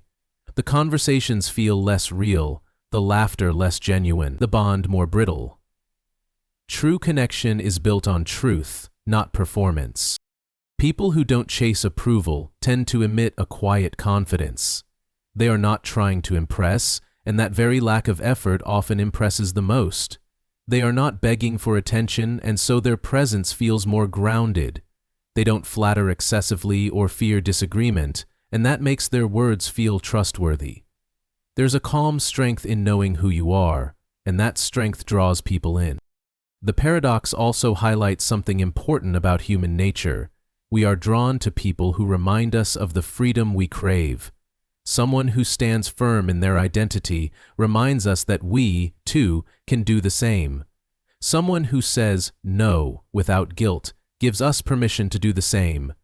In a world full of noise and masks, authenticity is refreshing, and those who embody it, those who don't seek to be liked but seek to be real, become beacons of that freedom. This doesn't mean we should stop caring about others or become insensitive. There's a big difference between not needing to be liked and not caring about people. The first is rooted in self-respect. The second is rooted in disconnection. People who are most liked often have strong values, deep empathy, and kindness, but they don't compromise who they are to win favor. They lead with sincerity, not strategy. The popularity paradox also shows up in leadership. The most respected leaders are not the ones who try to please everyone. They are the ones who stand by their principles even when it's unpopular. They make difficult decisions with integrity. They communicate honestly. And while not everyone may agree with them, people respect them. Over time, this respect grows into trust, and that trust into admiration. Popularity built on authenticity lasts. Popularity built on appeasement does not. We see this in friendships too. The friends who speak truthfully, who hold space for your growth, who don't need to sugarcoat everything, these are the ones we keep close.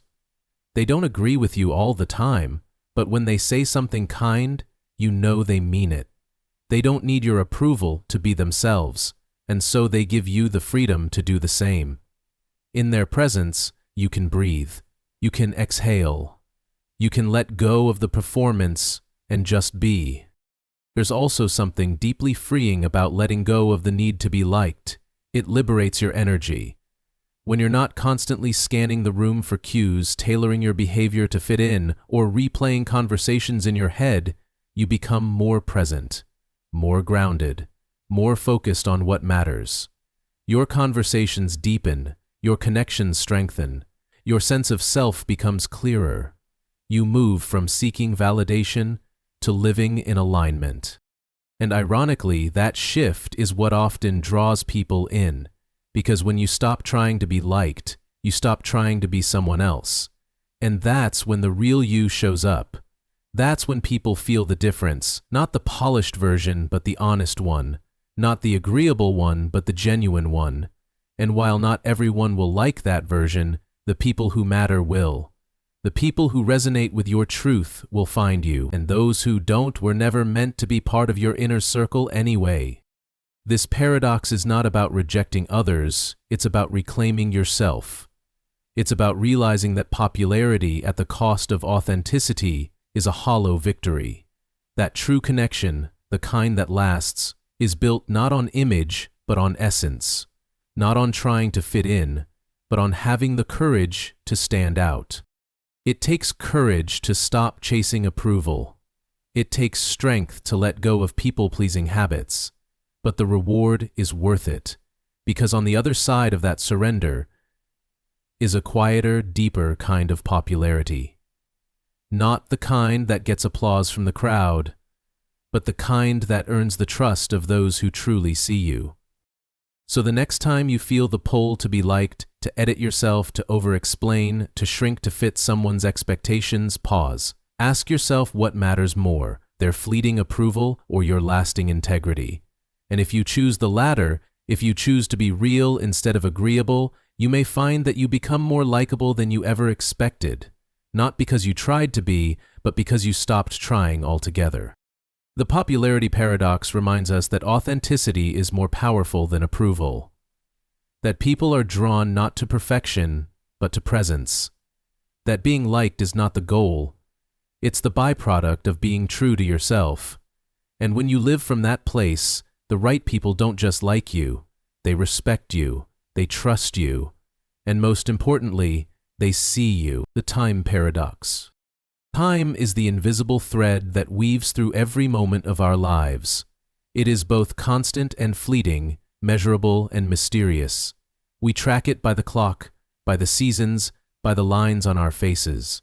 And yet, for all our attempts to manage and control it, time often defies our desires. When we're bored, we beg it to move faster. When we're overwhelmed, we wish it would slow down. And then, without warning, years have passed and we wonder where it all went.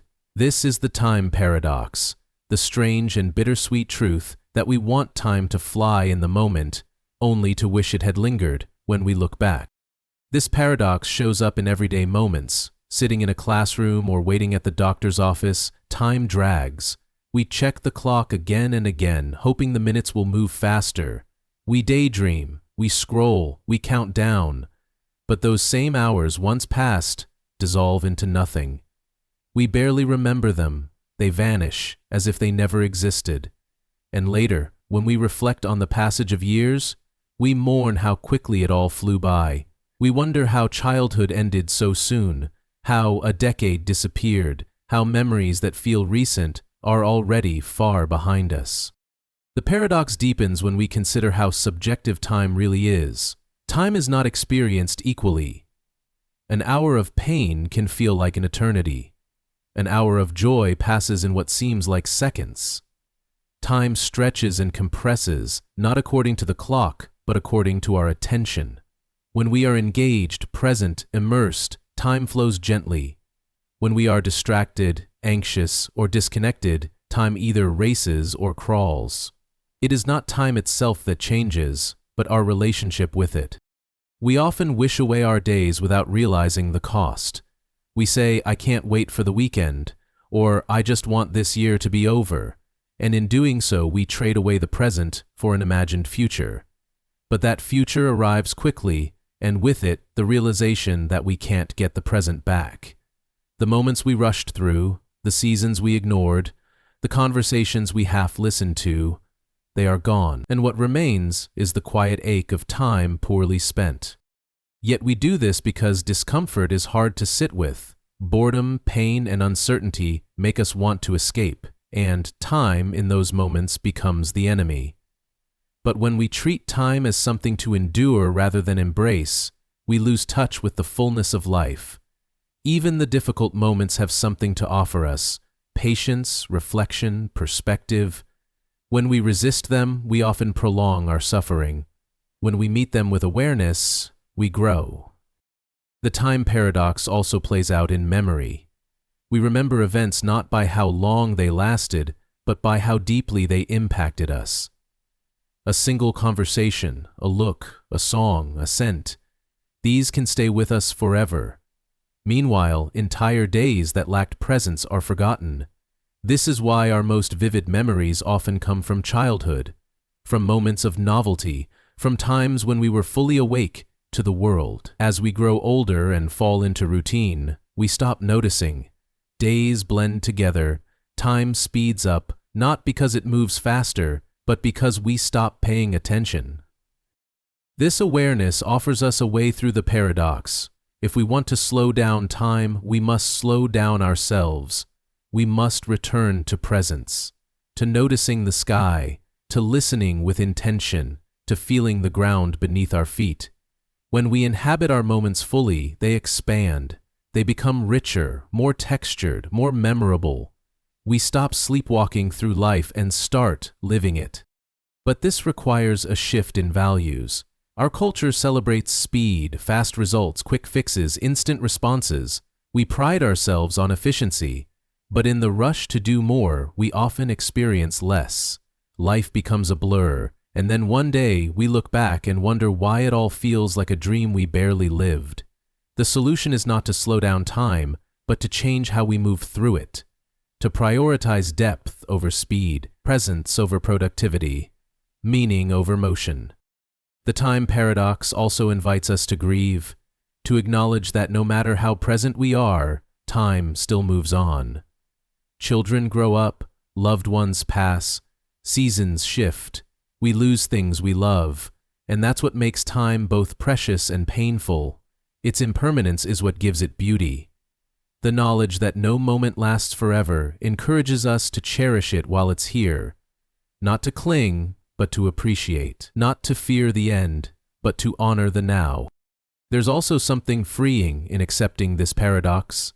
When we stop trying to control time, when we stop fighting its pace, we begin to move with more grace.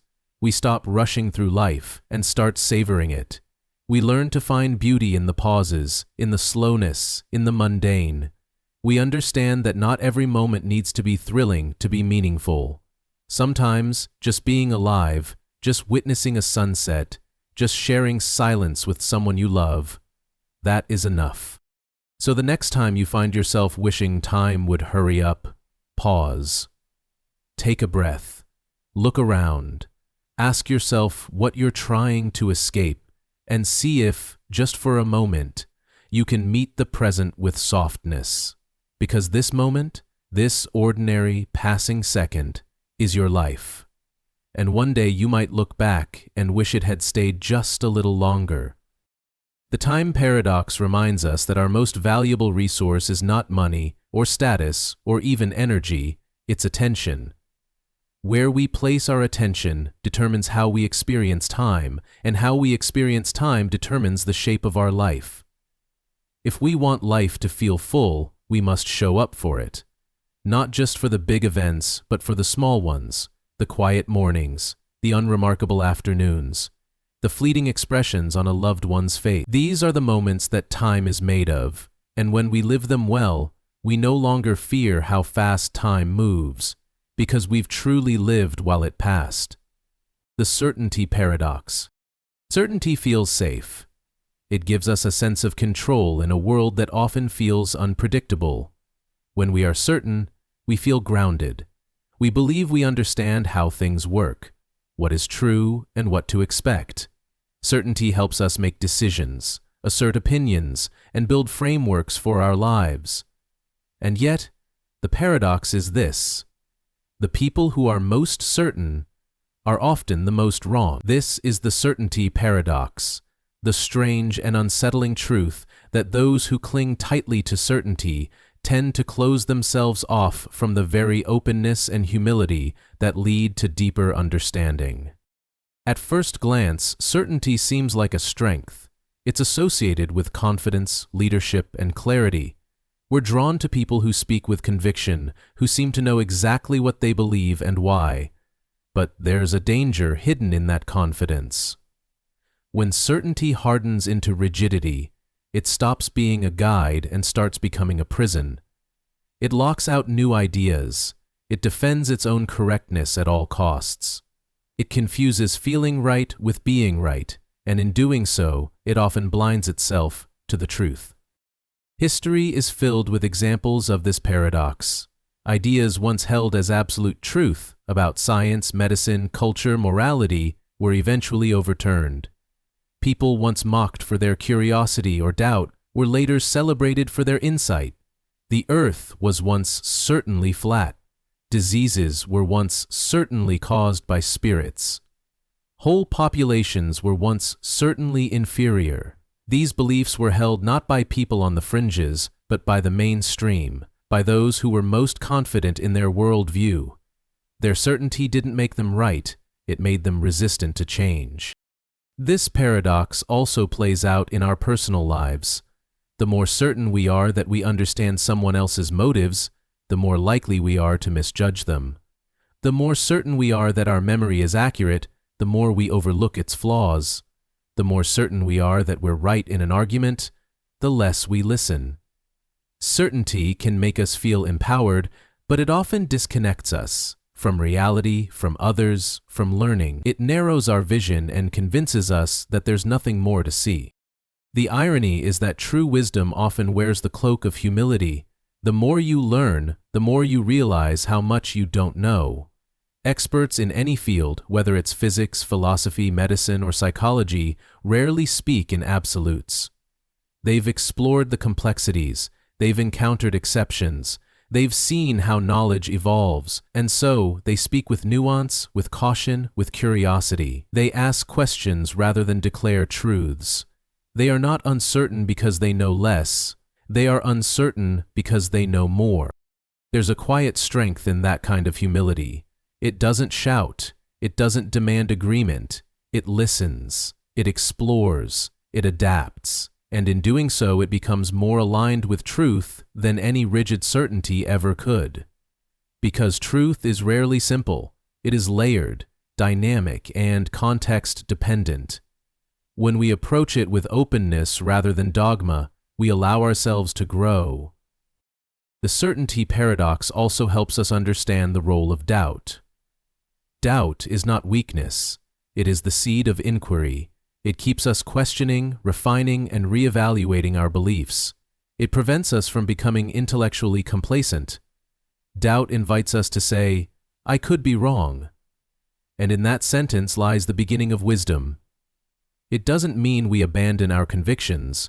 It means we hold them with gentleness, aware that they are provisional, always subject to deeper insight. This paradox has important implications for how we communicate. When we speak with absolute certainty, we shut down dialogue.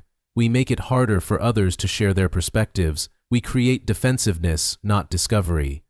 But when we speak with humility, with phrases like, "I think," "it seems to me," or "I could be wrong," we invite conversation. We create space for learning.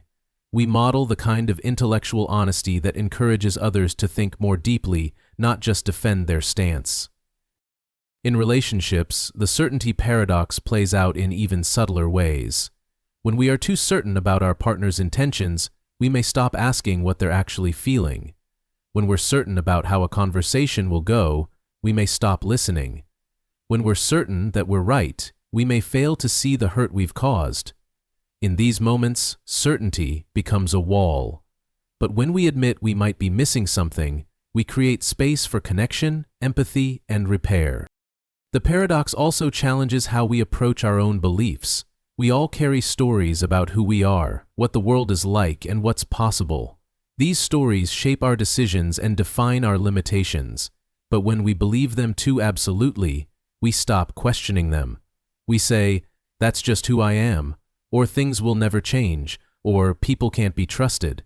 These beliefs become self-fulfilling prophecies, not because they're true, but because we stop imagining alternatives. When we soften our grip on certainty, we begin to reclaim our agency.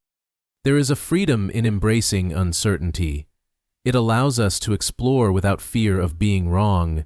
It frees us from the burden of always needing to have an answer. It opens the door to creativity, to wonder, to awe. Children live in this space naturally. They ask endless questions. They change their minds often. They are not yet burdened by the need to appear certain, and in that innocence lies a profound wisdom, a reminder that growth is not found in being right, but in being open. The certainty paradox doesn't mean we should never trust ourselves. It doesn't mean we should abandon our principles or live in constant doubt. It means we should learn to hold our beliefs lightly, to remain curious, to recognize that the world is complex and that our understanding of it is always evolving, that the mark of intelligence is not how firmly we believe, but how gracefully we can revise. So the next time you feel the urge to be absolutely certain about a person, an idea, a situation, pause. Ask yourself what you might not be seeing. Consider the possibility that there is more to learn. Let humility guide you. Because in a world that rewards loud opinions and fast conclusions, the willingness to say, "I don't know," may be the most intelligent act of all. The certainty paradox reminds us that true understanding requires openness, that the people who cling the tightest to their beliefs may be the farthest from the truth, and that the most profound wisdom often begins with a quiet question, not a loud answer. When we embrace uncertainty, we don't become weaker, we become wiser, more compassionate, and more aligned with the ever-unfolding nature of life itself. The fear paradox. Fear is a natural part of being human. It's ancient, powerful, and deeply wired into our biology. It alerts us to danger, protects us from harm, and prepares us to survive. Without fear, we would not have made it this far. But fear, like fire, must be understood and respected. Left unchecked, it spreads. Ignored, it festers. And strangely, the more we try to escape it, the larger it becomes. This is the fear paradox. The strange truth that running from fear makes it grow, while facing it makes it shrink. It is a contradiction that sits quietly at the heart of human behavior, shaping decisions, relationships, and the stories we tell ourselves about what is possible. We often think of fear as something to avoid. When it rises, we retreat. We change the subject, turn away, distract ourselves, or numb the sensation. We tell ourselves we're too busy, not ready, or that it doesn't matter. But avoidance doesn't make fear disappear, it pushes it underground. And like a seed planted in darkness, it grows. It begins to influence our choices in subtle ways. We say no to opportunities, we settle for less. We stop reaching, stop expressing, stop living fully, not because we've made a conscious decision, but because fear has quietly taken the wheel. Avoiding fear gives it power. When we refuse to look it in the eye, it becomes monstrous in our imagination. It feeds on our resistance. It expands in the shadows. But the moment we turn toward it, gently, curiously, it begins to change. It becomes less overwhelming, less absolute. We begin to see it not as an all-powerful enemy, but as a messenger, a signal, a sign that something matters, that there is something here to explore, to learn, to grow from. Facing fear does not eliminate it immediately, but it strips away the illusion that it controls us. This paradox shows up in everyday life. The person afraid of public speaking, who avoids every opportunity to be seen, eventually feels smaller and more self-conscious. The person afraid of rejection, who never opens their heart, ends up isolated, not protected. The person afraid of failure, who never tries, misses the chance to succeed. In each case, the fear grows not because the threat is growing, but because the avoidance feeds it. We become trapped in the very thing we were trying to escape. And yet, when we take even a small step toward our fear, something shifts. The unknown becomes known. The imagined disaster often fails to materialize, and even when it does, we discover that we are more resilient than we thought, that we can survive discomfort, that fear is not a wall, but a doorway. On the other side is not just relief, but expansion, growth, confidence, a deeper sense of self-trust. The fear paradox also has a psychological component. When we avoid fear, we teach our brain that the feared situation is dangerous. We reinforce the fear loop. But when we face fear, even in small, safe steps, we give our brain new data. We prove that we can handle it, that we can walk through the discomfort and come out stronger. This is the principle behind exposure therapy, one of the most effective treatments for anxiety. It's not about eliminating fear, but about building tolerance. Courage is not the absence of fear, it's the willingness to move forward in spite of it. This paradox also invites us to reconsider our relationship with fear. We tend to treat it as an enemy, but fear is often a signal of aliveness.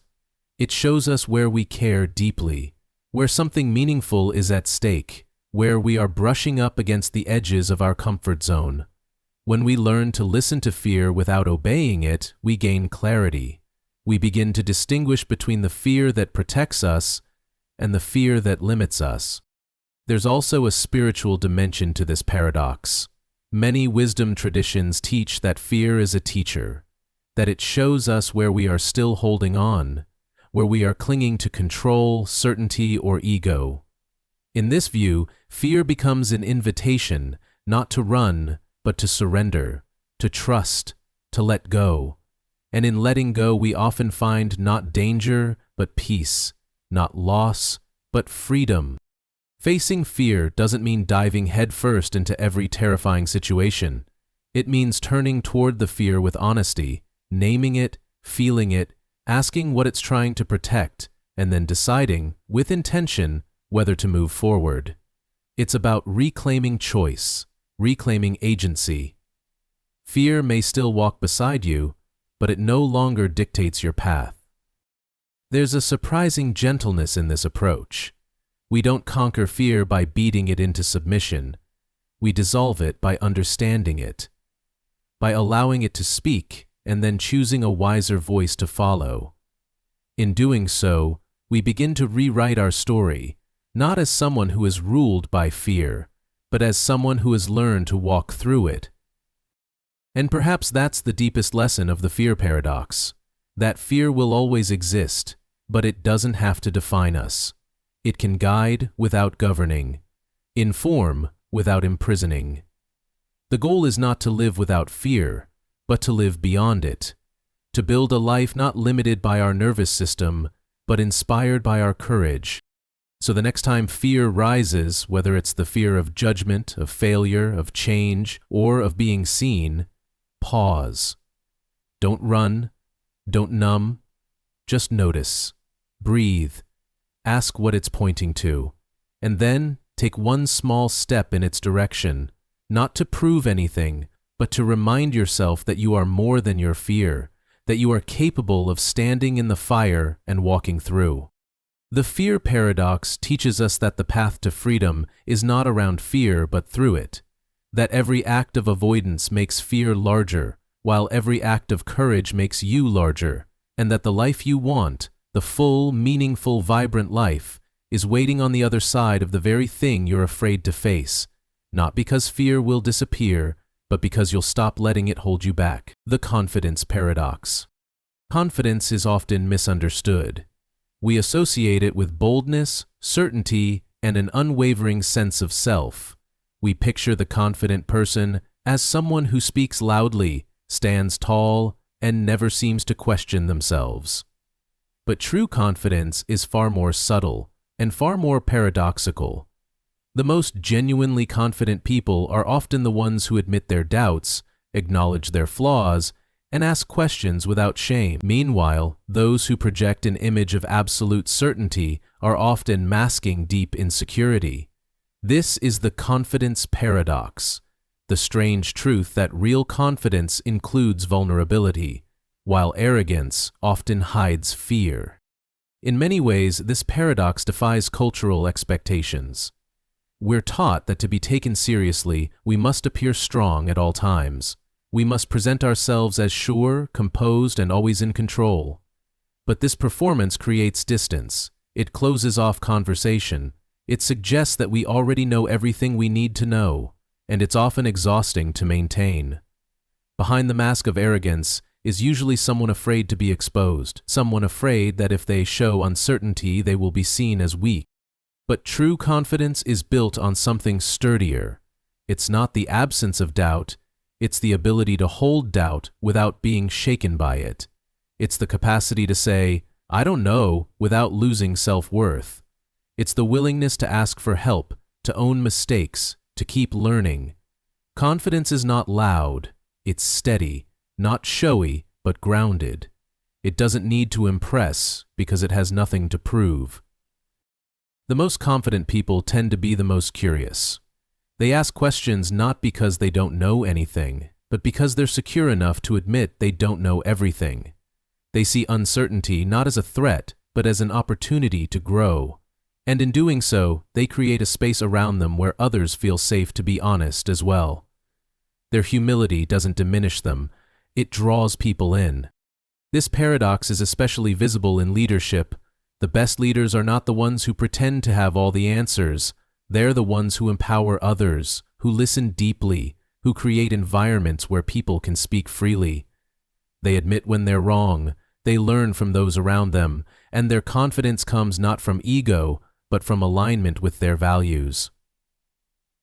They don't need to dominate, they lead from within. Arrogance, on the other hand, is brittle. It demands attention, it resists feedback. It creates the illusion of confidence but lacks its foundation. Arrogance says, "I know everything." Confidence says, "I'm always learning." Arrogance avoids vulnerability. Confidence embraces it. One is driven by fear of being seen as weak, the other is driven by the courage to be fully seen. The confidence paradox also invites us to examine our own self-picture. We all have moments of doubt, moments when we feel like imposters, when we fear we're not enough. True confidence doesn't deny these feelings, it includes them. It says, yes, I feel nervous and I'm still capable. It says, I'm not perfect and I still belong. This integration of doubt and self-belief is what makes confidence real. It doesn't require us to be invincible. It asks us to be whole. There's also a deep sense of freedom that comes with this kind of confidence. When you no longer need to appear perfect, you become more present, more open, more human. You stop measuring your worth by how flawless you seem. You stop needing to win every argument, to be the smartest in the room, to pretend that nothing affects you. And in that release, you gain strength. You become more adaptable, more trustworthy, more resilient. This paradox becomes even more powerful in relationships. When we pretend to have it all together, we create distance. But when we let someone see our uncertainty, our hesitation, our true selves, we create intimacy. We show them that we're not above them. We're beside them. That kind of openness builds trust, and trust is the soil in which real confidence grows, not just in ourselves, but in each other. In communication too, the paradox plays out. People who admit uncertainty in their words, who say, I believe instead of I know, or I wonder instead of I declare, are often heard more clearly. Their words invite rather than instruct. They don't shut down conversation, they open it up.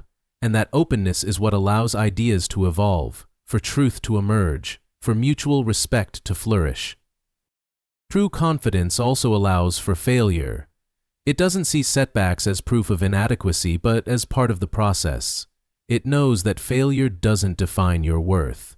It's simply a moment, a lesson, a redirection, a necessary step on the path to growth. The person who fails and tries again is far more confident than the person who never risks anything for fear of being wrong. There is something deeply empowering about embracing this paradox. It means you no longer have to wait until you feel 100% certain to take action. You can move forward with courage, even with your doubts in tow. You can speak your truth, even if your voice shakes. You can trust yourself, not because you're perfect, but because you're willing to grow. That's what makes confidence powerful. Not its perfection, but its permission to be human, to be vulnerable, to keep going anyway. So the next time you feel unsure of yourself, remember this: doubt is not the enemy of confidence, it's part of it. Your ability to face your uncertainty, to admit when you're unsure, to ask for support, that's where true strength lies. That's where connection begins. That's where transformation happens. The confidence paradox reminds us that confidence is not about never being afraid, it's about not letting fear stop you. It's not about always being right, it's about being real. And when you embrace that truth, you no longer have to perform confidence. You become it. Not in arrogance, but in authenticity. Not in perfection, but in presence. And in that quiet, steady place, you discover a version of yourself that doesn't need to shout because it already knows it belongs. The giving paradox. Giving is often seen as a transaction, something we do to help others, to meet a need, to offer support. It can be material, like money or food. It can be emotional, like comfort or encouragement. It can be something as small as a kind word or as large as a life-changing act of generosity. But beneath the surface of this outward gesture lies a surprising truth.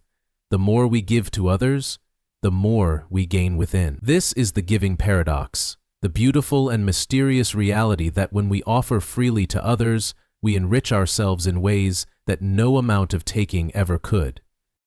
At first, it seems counterintuitive. In a world that often measures worth by accumulation of wealth, power, attention, we're taught to protect what's ours, to hold tightly, to make sure we're not giving too much away. But giving doesn't diminish us, it expands us. It reminds us that we are not separate from others, but deeply connected, that in helping someone else, we strengthen the invisible web that holds us all. And in that strengthening, we feel more grounded, more whole, more alive. There's something deeply human about the impulse to give. Even children, before they learn to guard their toys or compete for attention, will often reach out with something in hand, a gesture of sharing, of connection. Giving is not something we have to be taught. It is something we are wired for. It lights up the parts of the brain associated with joy and fulfillment. Acts of generosity trigger the release of feel-good chemicals like oxytocin, dopamine, and serotonin. Giving doesn't just help others. It nourishes us on a biological, emotional, and spiritual level. But this nourishment doesn't come from giving to impress or to gain recognition. It comes from giving freely, without expectation. When we give with strings attached, hoping for praise, reciprocation, or a certain outcome, we turn giving into manipulation. And that kind of giving often leaves us feeling empty. But when we give because we truly care, because we feel called to, because we see someone else's need and recognize it as part of our shared humanity, then something deeper happens. We feel a quiet joy, a sense of alignment, a reminder that we are living in accordance with something greater than ourselves. The giving paradox also reveals itself in times of hardship. There are countless stories of people who, even in their darkest moments, found solace in helping others. The person grieving a loss who starts volunteering, the one facing illness who becomes a source of strength for others. In giving, they find purpose. They reclaim agency. They discover that their pain can be transformed into compassion, and that through that compassion, healing begins. Giving doesn't erase suffering, but it gives suffering meaning. It turns pain into a bridge, rather than a wall. This paradox also challenges the fear of scarcity. We often hesitate to give because we're afraid we'll run out of time, of money, of energy. But what if the very act of giving replenishes us? What if generosity is not a drain, but a wellspring? Of course, we must give wisely. We must honor our boundaries, listen to our limits, and not pour from an empty cup. But we must also recognize that giving can refill the cup, that when we reach out with kindness, we receive something back, something intangible but profoundly real. There's also a relational dimension to this paradox. Giving builds trust.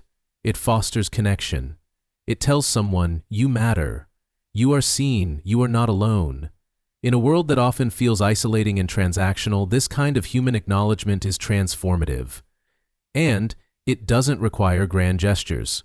Sometimes the smallest acts, a warm smile, a sincere compliment, an offer to listen, create the deepest ripples. And the one who gives often walks away with a heart more full than when they arrive. Giving also teaches us about abundance, not just in the material sense, but in spirit. When we give freely, we begin to see how much we already have. We stop focusing on what's missing and start noticing what's present. Gratitude grows, perspective shifts, and in that shift, we realize that we are not as empty as we feared, not as separate as we imagined. We are part of something larger, something generous by nature. The giving paradox is not just a personal truth, it has societal implications as well. Communities that foster a culture of giving are stronger, more resilient, more compassionate. When people support each other, when generosity becomes the norm, not the exception, everyone benefits. Inequality shrinks, loneliness fades, empathy rises. Giving becomes not just an act but a way of being, a rhythm of reciprocity that sustains the human spirit. And perhaps the most beautiful thing about giving is that it creates a cycle. One act of kindness can inspire another. One generous gesture can ripple outward in ways we may never see. The person you help today may turn around and help someone else tomorrow. Your single moment of giving might light a spark in someone who has forgotten how much they have to offer. In this way, giving becomes contagious in the best possible sense. But even if no one sees, even if the gift is never returned, the paradox still holds. Because giving is not about outcome, it's about expression. It's about living in alignment with your values, about choosing generosity in a world that often urges you to hold back, and in that choice, you come alive. You feel the richness of being connected, the power of showing up, the joy of being of service. So the next time you hesitate to give, whether your time, your kindness, your love, pause and remember this paradox. Remember that what you give is not lost. It returns to you in ways you can't always predict. In the smile of a stranger, in the quiet peace of knowing you did something good, in the deepening of your own capacity to love. The giving paradox reminds us that the greatest wealth is not in what we keep, but in what we share. That fulfillment is not found in guarding what's ours, but in opening our hands and hearts. And that the more we give, genuinely, generously, without expectation, the more we discover within ourselves a depth of joy, purpose, and connection that no amount of taking can ever provide. The success trap paradox. Success is one of the most praised pursuits in modern life. From a young age, we're encouraged to set goals, aim high, push forward, and chase after what we want. We imagine the day we finally arrive, the day we get the job, the title, the house, the recognition. It becomes a vision that drives us, fuels us, and shapes many of our life choices. But somewhere along the path, something unexpected happens. We reach the summit only to feel empty. We look around and wonder why the joy we expected hasn't arrived. This is the success trap paradox, the unsettling realization that getting everything you ever wanted often reveals that it wasn't what you truly wanted after all. On the surface, success seems like the ultimate reward. It promises satisfaction, stability, admiration, and for a while it can deliver. But the paradox lies in the nature of desire itself. Much of what we chase is shaped by external influence, by culture, comparison, and expectation. We adopt ideas of success without questioning whether they're our own, and so we work, sacrifice, and climb, only to discover that we've been scaling someone else's mountain. This realization doesn't always come with a dramatic collapse. Sometimes it's quiet, a subtle ache, a question that arises in the silence after the achievement. Is this it? Why don't I feel more fulfilled? Why, after doing everything right, does something still feel missing? These questions are not failures, they are doorways. They reveal the deeper truth that success without alignment is hollow. The success trap paradox teaches us that chasing goals for the sake of achievement can be a trap. It encourages us to ask, who defined this version of success for me? What did I believe it would give me? And most importantly, what am I truly longing for beneath it all?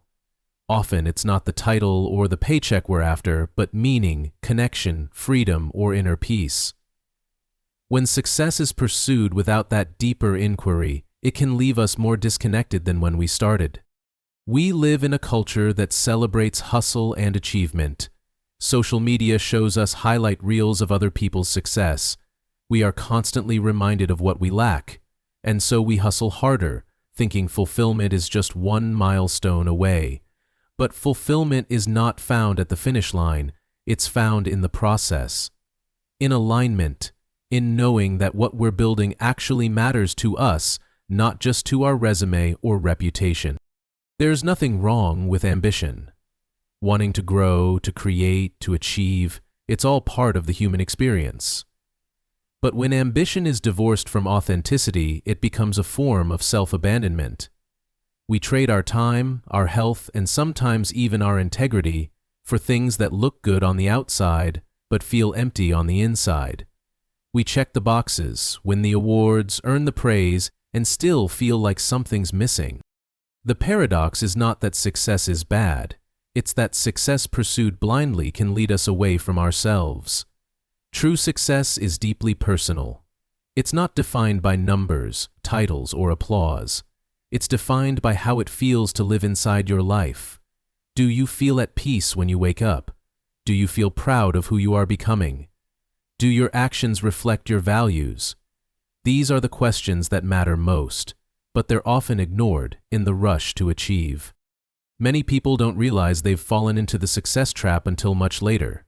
They look back and wonder why they didn't feel happier with all they had accomplished. The reason is simple. Without alignment, even the greatest victories can feel like losses.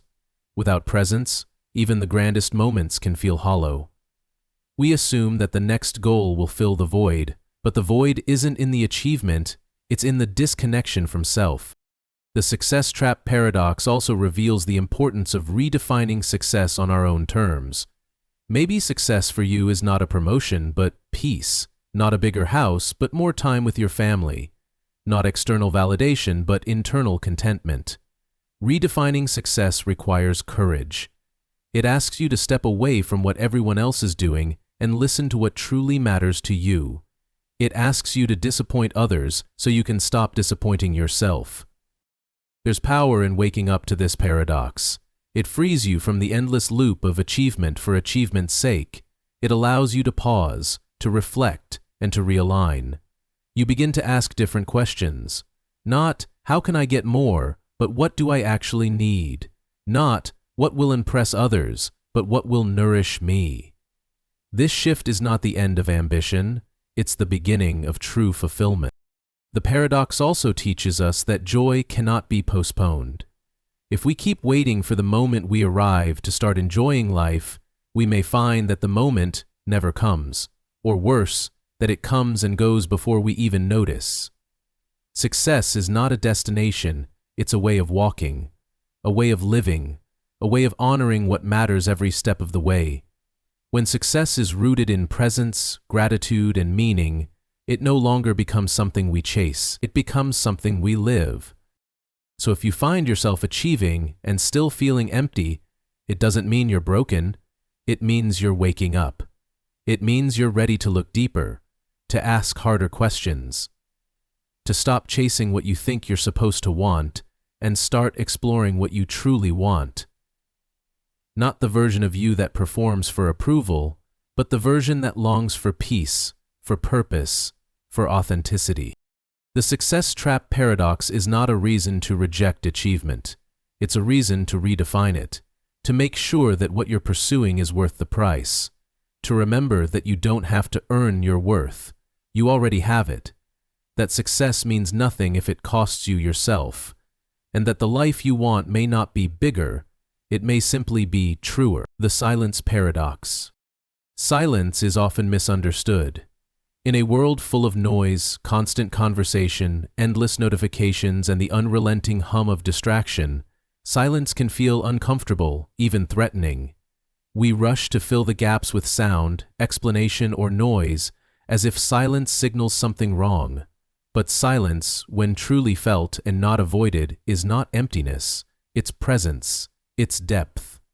And in many cases, it says more than words ever could. This is the silence paradox, the quiet truth that silence speaks volumes, often louder than words. We're conditioned to believe that communication means speaking, that connection means conversation, and that understanding requires verbal exchange. But some of the most powerful moments in life unfold in silence.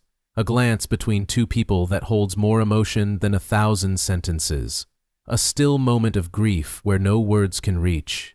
The quiet comfort of sitting with someone who doesn't need to fill the air to make you feel understood. In these spaces, silence carries a weight that words simply cannot hold. Silence invites interpretation. It leaves room for thought, for reflection, for emotion to breathe. It slows things down, allowing us to truly feel what's happening. In its openness, silence can convey intimacy, respect, awe, or sorrow.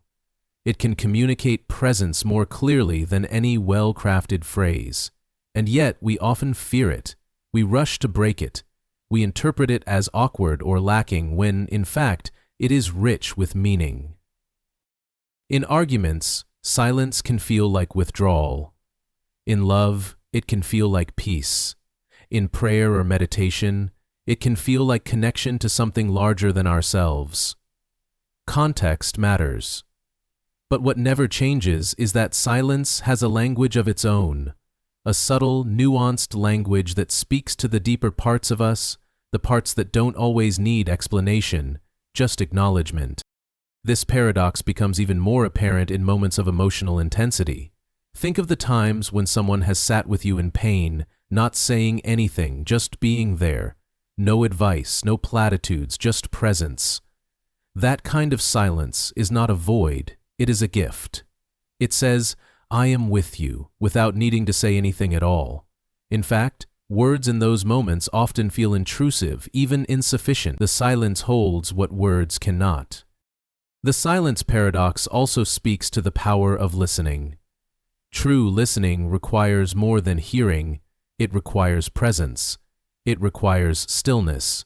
It requires the willingness to let go of the urge to respond and instead simply witness. In this way, silence is not passive, it's active. It creates space. It honors the other. It lets someone feel seen and heard in a way that constant speaking never could. Silence also reveals. It uncovers what lies beneath the surface. In silence, our thoughts rise, our feelings emerge. Truth bubbles up, often uninvited, often unexpected. This is why silence can feel so intimidating. It strips away distraction. It shows us what's really going on inside. And yet this is also its greatest gift. In silence, we meet ourselves. Many traditions have long understood this paradox. Monasteries are built around silence. Meditation is anchored in it.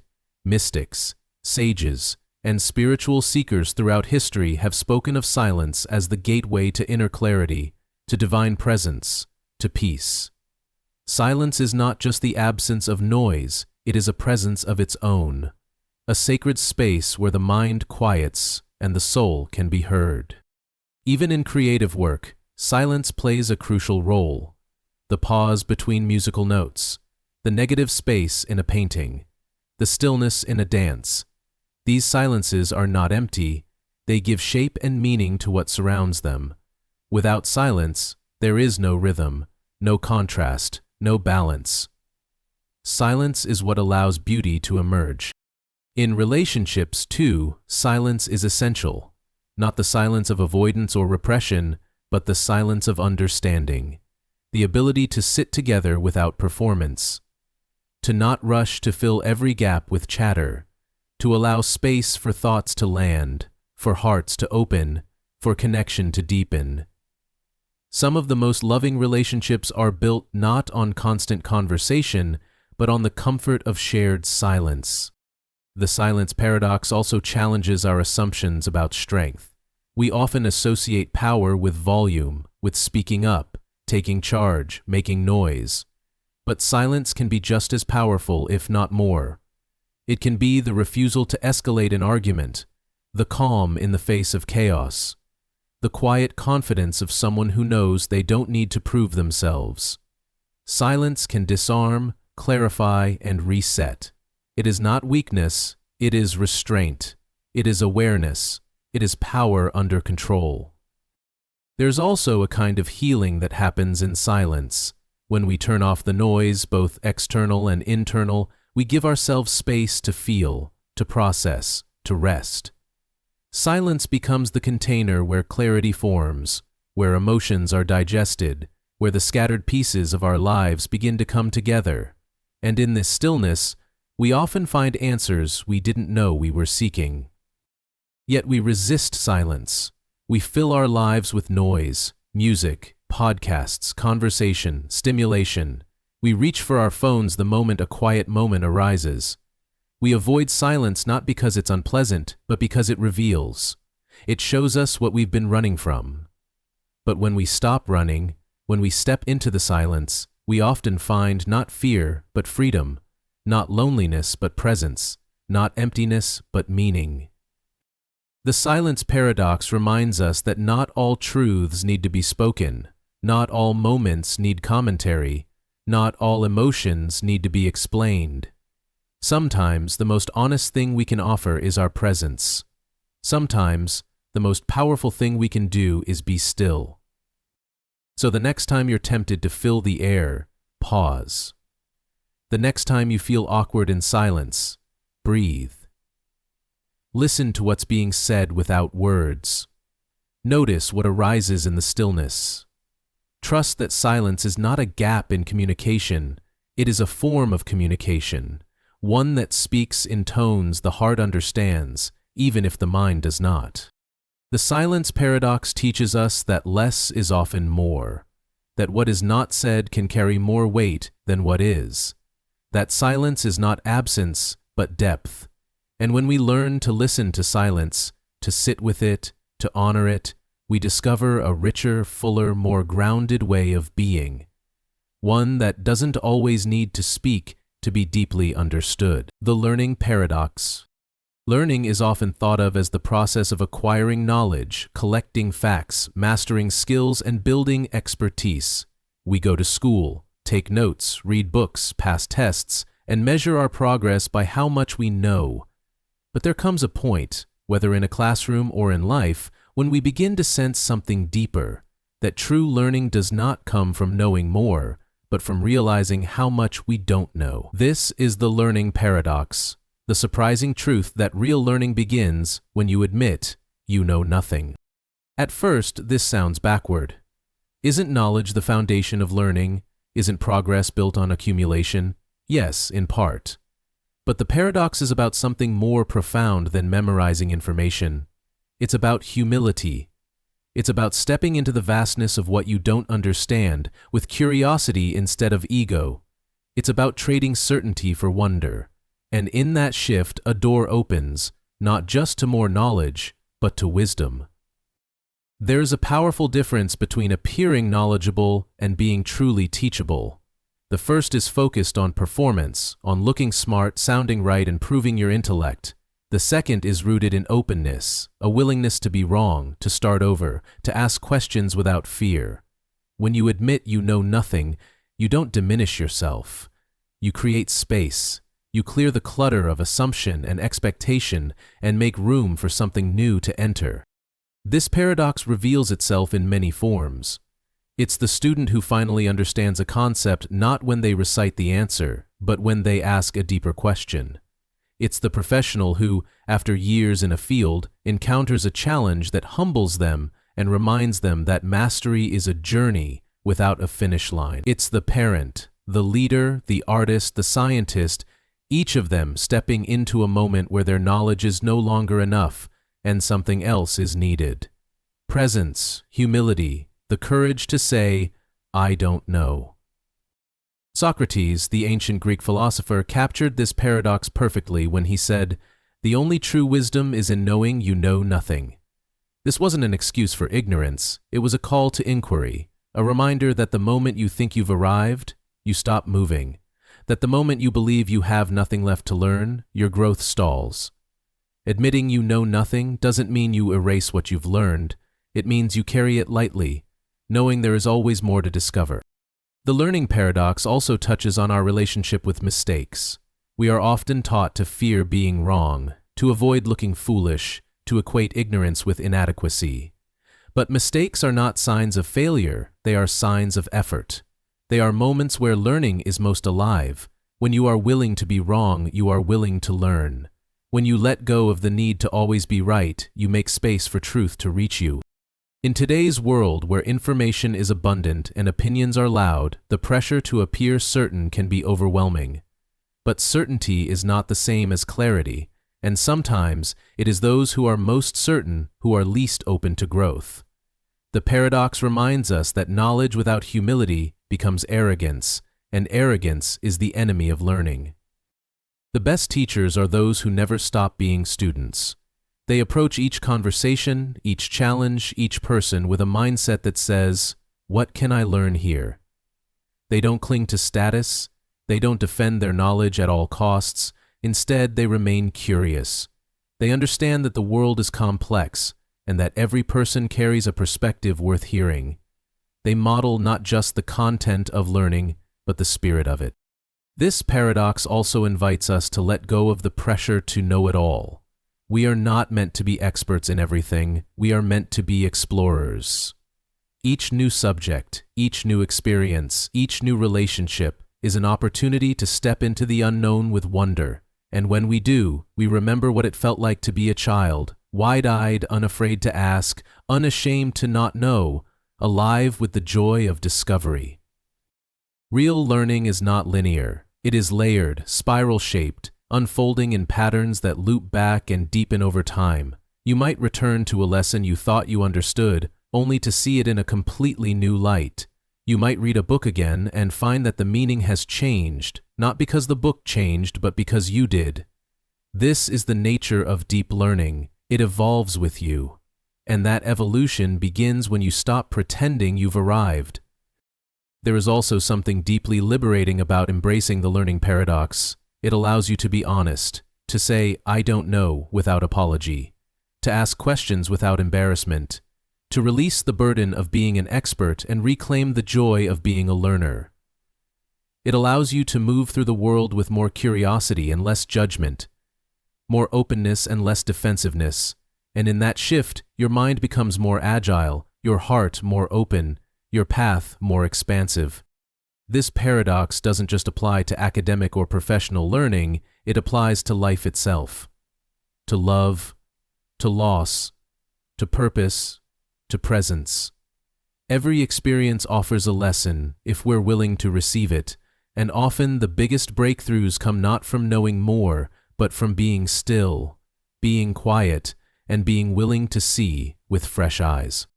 So the next time you feel the urge to prove yourself, to speak over your doubt, or to avoid a topic because you don't understand it, pause. Remember the paradox. Remember that your willingness to not know is not a weakness. It's a strength. It's a doorway. It's the beginning of something deeper, truer, more lasting.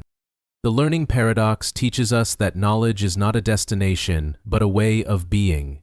That wisdom grows not from certainty, but from humility. That the greatest learners are not those who know the most, but those who remain forever curious.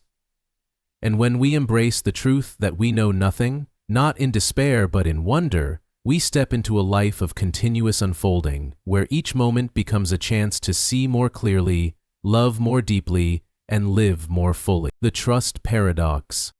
Trust is the invisible thread that holds relationships together. It cannot be touched or measured, but its presence or absence determines the strength of every human bond. Whether in friendships, families, romantic partnerships, or teams, trust is the foundation. And yet, to trust someone is to open yourself up to uncertainty, to disappointment, to pain. Trust requires a leap, a letting go, a willingness to risk. That is the paradox. Trusting someone makes you vulnerable, but without trust, relationships collapse. This is the trust paradox, a quiet, powerful truth that reminds us that the very thing we fear might hurt us is the only thing that can truly connect us. To trust is to surrender control. It is to believe in someone else's integrity, even when you cannot predict their behavior. It is to give another person a piece of your heart, your story, your truth, and hope they will hold it with care. This surrender feels risky because it is. People are imperfect. They make mistakes. They forget. They let us down. But the alternative, refusing to trust, building walls, guarding ourselves from connection, leads not to safety, but to when we stop trusting, we stop relating. And without relationship, we begin to drift, not only from others, but from ourselves. This paradox is not just philosophical, it's deeply emotional. Many of us carry scars from broken trust, a betrayal, a lie, a promise made and not kept. These experiences hurt because they cut into our sense of safety, and in response, we learn to hold back. We become cautious, guarded, skeptical. We protect ourselves by closing the door. But the very mechanism we use to feel safe becomes the reason we feel alone. Trust is the key to closeness, and closeness is what we're wired for. The paradox reminds us that vulnerability is not the opposite of strength, it is the path to it. Trust does not mean blind faith. It does not mean ignoring red flags or tolerating harm. Healthy trust is discerning. It listens to intuition. It learns from experience. But even discerning trust requires a softening. It requires that we accept uncertainty as part of life, that we allow others to be human, that we allow ourselves to be seen. Trust is not a contract, it's a relationship. And relationships are not built on perfection. They are built on willingness, on presence, on the quiet, everyday choice to show up again and again. The trust paradox also reveals something deeper about our emotional lives. Trust is not just something we give to others, it's something we must give to ourselves. Can we trust our own judgment? Can we trust our feelings, our needs, our voice? So often, trust begins within. When we don't trust ourselves, we look to others to fill that gap, and that kind of trust quickly turns into dependency.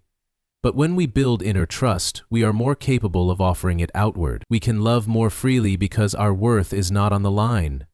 We can forgive more easily because we know how to repair what breaks.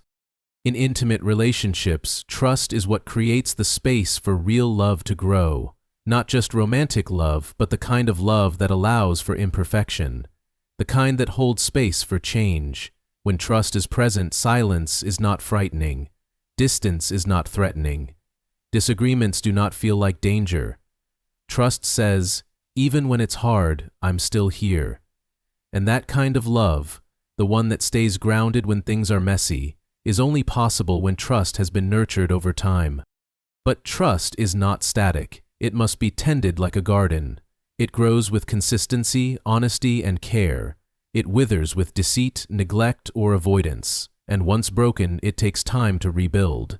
Rebuilding trust is not about grand gestures. It's about small, consistent acts that say, you can rely on me. It's about transparency, about taking responsibility, about listening and responding with empathy. Trust broken does not mean trust lost forever, but it does require commitment, patience, and the courage to be real. The paradox deepens when we realize how much trust is required not just in personal relationships, but in daily life. We trust strangers to drive safely. We trust professionals to do their job. We trust systems to work. And when that trust is shaken, we feel it, in anxiety, in fear, in hypervigilance. But with trust, we are constantly scanning for threats. But with trust, we are able to relax, to focus, to create, to connect. Trust is not just emotional, it's foundational to how we live and move through the world. This is why leadership rooted in trust is so powerful. A leader who trusts their team inspires loyalty and innovation. A team that trusts its leader works with purpose and pride. The same is true in families, in communities, in movements. Trust allows people to take risks, to speak truth, to build together. It creates safety, not through control, but through care, not through rules, but through relationship. And perhaps this is the most beautiful lesson of the trust paradox, that it is in the risk itself where life becomes most alive. To trust is to say, I am willing to open my heart, knowing it could be broken. And in that opening, we allow love in. We allow joy, connection, surprise, belonging. The richness of life is found not in avoiding hurt, but in choosing love anyway. Trust makes that choice possible. So if you are holding back, if you are afraid to open, if you are building walls to feel safe, know this: you are not alone. The fear is real, but so is the reward. Trust is a risk, but it is also a bridge. A bridge between souls, a bridge between you and the world, a bridge between who you've been and who you're becoming. The trust paradox reminds us that vulnerability is not the enemy, it's the invitation. That safety does not come from control, but from connection. That strength is not in how tightly we guard ourselves, but in how bravely we open. And when we choose to trust, not perfectly, but intentionally, we choose a life that is not just safer, but fuller. Not just quieter, but deeper. Not just survivable, but truly livable. The power paradox. Power is often seen as the ability to influence others, to make decisions, to lead, to be in control. From the outside, power looks like strength, authority, and command. Many people chase it, consciously or not, believing it will bring security, recognition, and respect. But there is a strange contradiction at the heart of power. The more aggressively you seek it for yourself, the more it tends to slip away. The more you chase it with ego and self-interest, the less others trust you with it. This is the power paradox, the quiet truth that the more power you seek for yourself, the less others want to follow you. True leadership is not about dominance, it's about service. The people who command the deepest loyalty are often those who aren't trying to command anything at all. They lead by example. They listen. They uplift others. Their power comes not from the force of their will, but from the clarity of their purpose and the strength of their presence. And in that presence, people feel safe. They feel seen. They feel inspired to follow not out of obligation, but out of genuine respect. The paradox reveals that real power is relational. It does not exist in isolation. It is not something you can grab and hold for yourself like a trophy. It exists in the space between people, in the trust you earn, in the influence you cultivate, in the responsibility you uphold. Power gained through manipulation, fear, or coercion may look strong for a time, but it is fragile. It demands constant defense. It crumbles when questioned, but power rooted in integrity, humility, and care becomes unshakable. The more you try to take power for yourself, the more people instinctively resist. They sense the self-interest. They question your motives. They hold back their trust. But when you seek not power, but impact, when your focus is on contributing, supporting, elevating others, power comes as a byproduct. It's given to you not because you demanded it, but because you earned it. This paradox plays out not only in leaders, but in everyday relationships, in friendships, romantic partnerships, families. When someone constantly tries to control or dominate, connection suffers. Trust erodes. People feel stifled. But when there's mutual respect, when power is shared and not hoarded, relationships thrive. Influence grows, not through force, but through authenticity. One of the greatest misunderstandings about power is that it has to be loud, that it has to come with titles, with speeches, with visible signs of control. But some of the most powerful people in the world don't speak much. They don't impose, they don't broadcast, they listen, they observe, they wait. And when they act, their words carry weight, not because they shouted, but because they spoke from depth.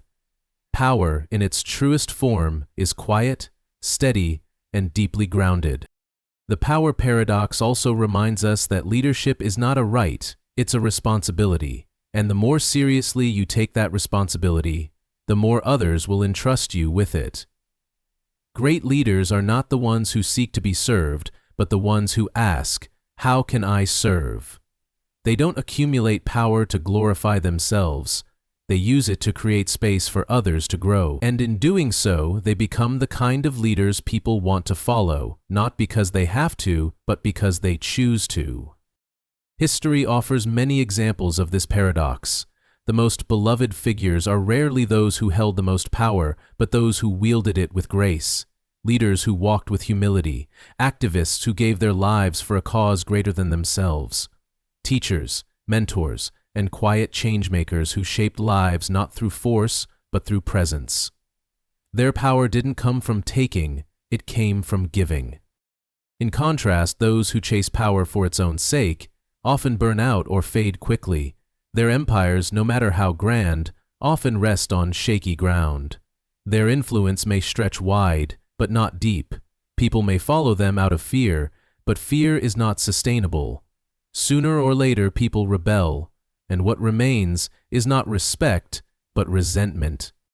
The paradox also invites us to look within, to ask what power means to us personally. Do we seek power to feel worthy, to feel in control, to feel safe? These desires are not wrong, but when they go unexamined, they can lead us to misuse power. Real security doesn't come from controlling others, it comes from understanding yourself. From knowing that your value doesn't depend on your position, your title, or how many people follow you. It comes from knowing who you are when no one is watching. Power, when rooted in ego, is unstable, but power rooted in purpose becomes a force for good.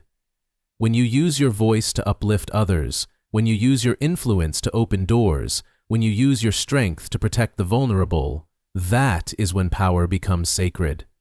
That is when power expands rather than contracts. That is when leadership becomes legacy.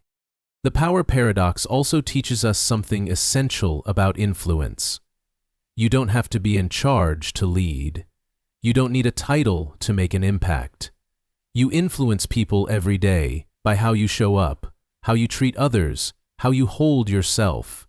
And the more you show up with humility, presence, and care, the more your influence grows, quietly, naturally, authentically. So, the next time you find yourself reaching for power, pause. Ask yourself why. Ask yourself what kind of power you truly want to hold, the kind that needs to be defended, or the kind that others trust you with. Ask yourself what kind of leader you want to be, not just in your job, but in your life. And remember that the people who truly lead are not the ones who seek followers, they are the ones who create more leaders. Remember the words.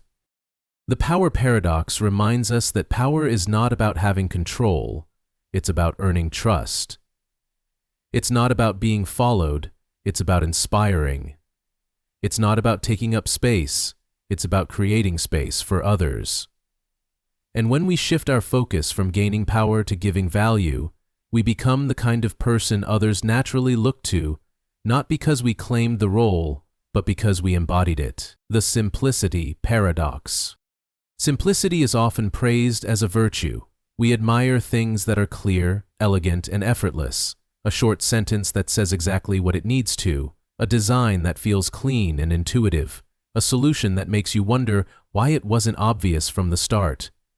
Simplicity feels pure, it feels easy. But behind every moment of true simplicity lies a hidden story, a story of effort, experimentation, and layers peeled away with care. This is the simplicity paradox, the strange truth that it takes great complexity to make something look simple. On the surface, simplicity seems like the absence of effort. It's the painting that looks like a single effortless brushstroke, the speech that flows like water, the app that just works. But these outcomes are almost never the result of chance. They are the product of deep thought, relentless refinement, and a profound understanding of complexity. Simplicity is not what you start with, it's what you arrive at when you've worked through the chaos and found the essence. We often mistake simplicity for ease, but they are not the same. True simplicity is the other side of complexity. It's what happens when you fully engage with a difficult idea, break it apart, and discover the clarity within it. It's the result of long hours, repeated failures, and difficult decisions about what to cut and what to keep. Anyone can make something complicated, but to make something simple, to make it look effortless, requires mastery. The simplicity paradox reveals itself in every creative field.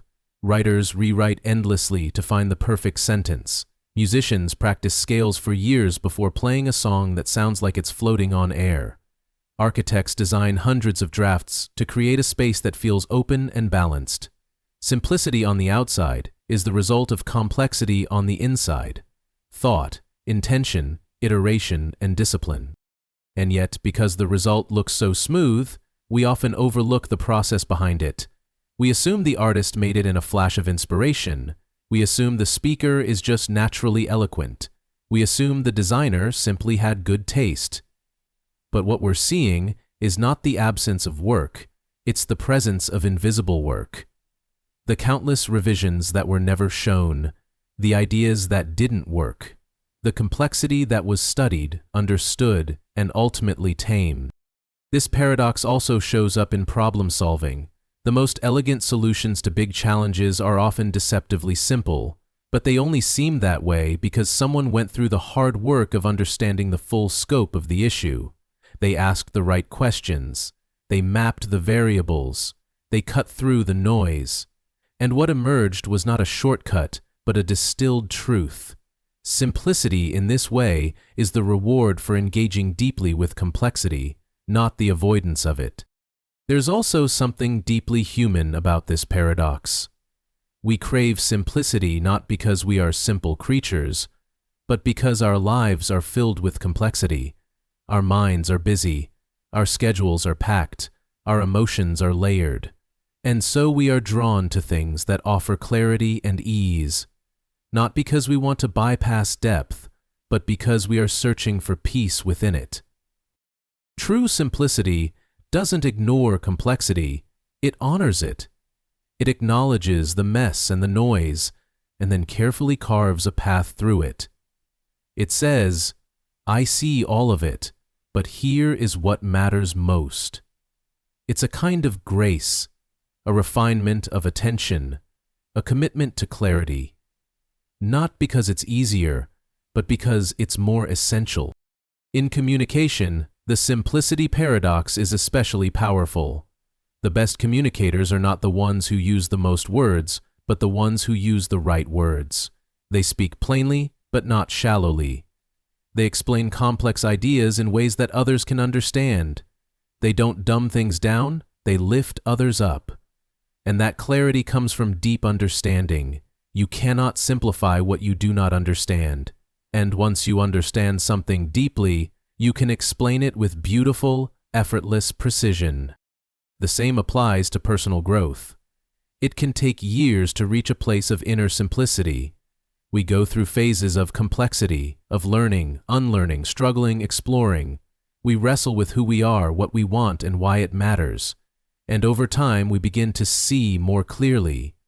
We strip away what's not essential. We quiet the noise. We simplify not because life is simple, but because we've learned how to navigate its complexity with wisdom. This paradox challenges the way we view success too. We often equate productivity with doing more, but true effectiveness often means doing less, more intentionally, more clearly, more aligned with what matters. The people who seem calm and focused aren't less busy, they've just done the hard work of simplifying their lives, of saying no to what distracts, so they can say yes to what counts. The simplicity paradox is also a reminder of patience. Simplicity doesn't happen quickly, it requires time, space, a willingness to step back and rethink, to let go of things we once thought were essential, to resist the urge to complicate things just to feel like we're doing something important. Simplicity asks us to be honest, to be disciplined, to seek beauty not in how much we can add, but in how much we can remove. So the next time you're impressed by something simple, a sentence, a product, a painting, a gesture, pause and appreciate what it took to get there. Appreciate the work behind the ease, the thought behind the clarity, the complexity behind the simplicity, and let it inspire you not to chase ease, but to engage deeply, to refine patiently, to craft carefully. Simplicity is not the beginning, it's the artful end. The simplicity paradox teaches us that simplicity is not the absence of depth, it is the expression of it, that behind every truly simple thing is a story of effort, attention, and care, and that the most powerful things in life often speak quietly, clearly, and with great elegance, not because they were easy to make, but because someone did the hard work to make them feel that way. The meaning paradox. The search for meaning is one of the most profound and persistent pursuits in human life.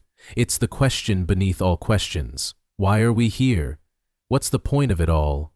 We seek answers in philosophy, religion, science, art, and personal achievement. We look to teachers, to books, to ideologies that promise purpose and clarity. We long for something solid to hold on to, some grand narrative that makes sense of the chaos. But the harder we chase meaning like a destination, the further it seems to slip away. This is the meaning paradox, the quiet truth that you can't find life's meaning by searching for it directly. It has to emerge through living. It's tempting to believe that meaning is something we can discover like a hidden treasure, that if we just read the right book or meet the right person or travel to the right place, we'll have our revelation. But meaning doesn't work that way. It doesn't live in a single moment or answer. It's not something we possess, it's something we create. And it doesn't reveal itself in the abstract, it shows up in the doing, in the living, in the ordinary, often messy moments of daily life. This paradox invites us to shift our perspective. Instead of asking, "What is the meaning of life?" perhaps we should ask, "Where does meaning arise in my life?" And the answer, more often than not, is found in connection, in presence, in acts of kindness, in struggle, growth, creativity, and service. Meaning is not a static truth, it is an evolving experience. It's not something you chase and catch, it's something that quietly unfolds as you live with intention, with love, and with curiosity. Many people fall into the trap of waiting for meaning. They hold off on fully living until they've figured it all out. But that waiting becomes a kind of paralysis, and in that space of waiting, life begins to pass by.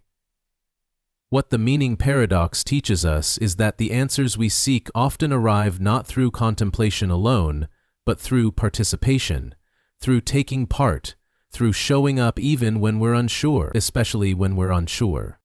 There is wisdom in letting life reveal its meaning to you in layers, not rushing to define it, not forcing it to look like someone else's version, just being present for it, letting it teach you through experience. Because it's often in the moments we least expect, an afternoon walk, a heartfelt conversation, a quiet sunrise, that something clicks. Not as a grand conclusion, but as a subtle sense of belonging, a gentle feeling of being part of something meaningful, even if we can't name it. The meaning paradox also teaches us to embrace uncertainty. So much of the pressure to find meaning comes from our discomfort with not knowing. We want guarantees, we want clarity, but meaning is not a formula. It cannot be reduced to a slogan or a map. It's something much more alive, and to truly experience it, we have to make peace with mystery. We have to be okay with not having all the answers, and maybe never having them. In that humility, a new kind of clarity begins to emerge. Not the clarity of knowing everything, but the clarity of feeling deeply engaged with what is. When you lose yourself in a moment of creation, or connection, or awe, meaning is there, not as a sentence, but as a sensation, a quiet knowing that this moment matters, that you matter, that this experience, as fleeting and fragile as it is enough. Viktor Frankl, a psychiatrist and Holocaust survivor, wrote that meaning cannot be pursued like pleasure or success. It must ensue as the unintended result of living a life of purpose and responsibility. He saw that even in the most extreme suffering, people could find meaning, not by escaping pain, but by responding to it with dignity, courage, and love. His insight reminds us that meaning is not found in ideal conditions. It often arises most powerfully in difficulty, when we rise to meet life with open hearts despite not understanding it. The paradox also applies to the small, quiet parts of life. We often assume that meaning must be tied to big goals or dramatic achievements, but sometimes it's found in making breakfast for someone you love, in caring for a plant, in laughing with a child.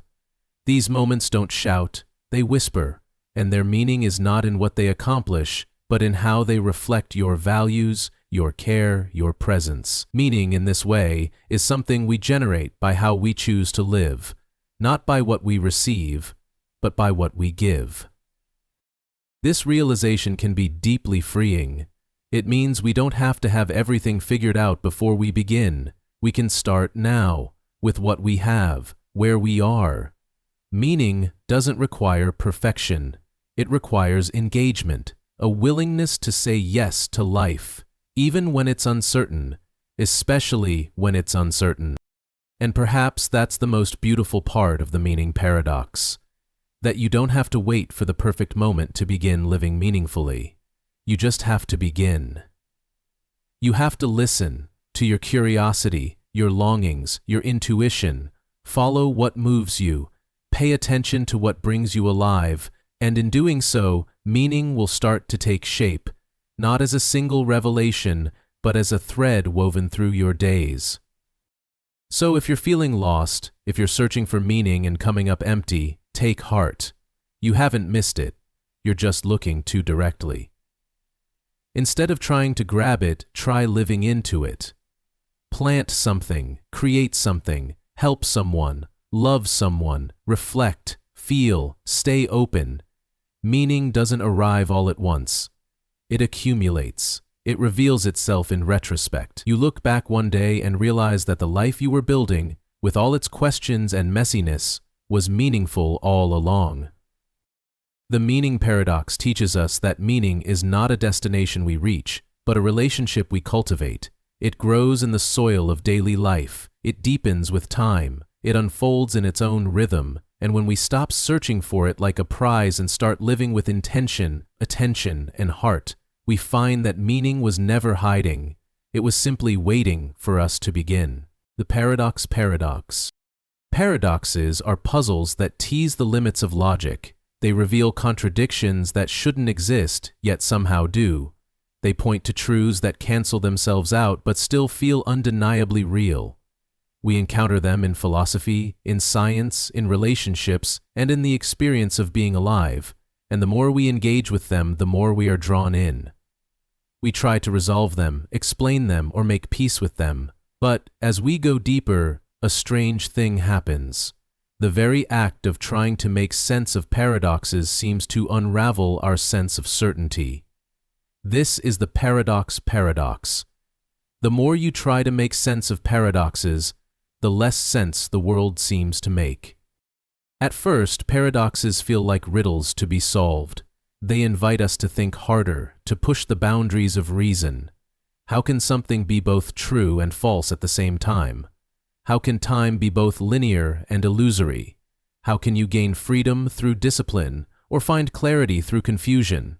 We chase these contradictions with the hope that, if we just look closely enough, we'll find a key, a logic, a final answer that ties everything together.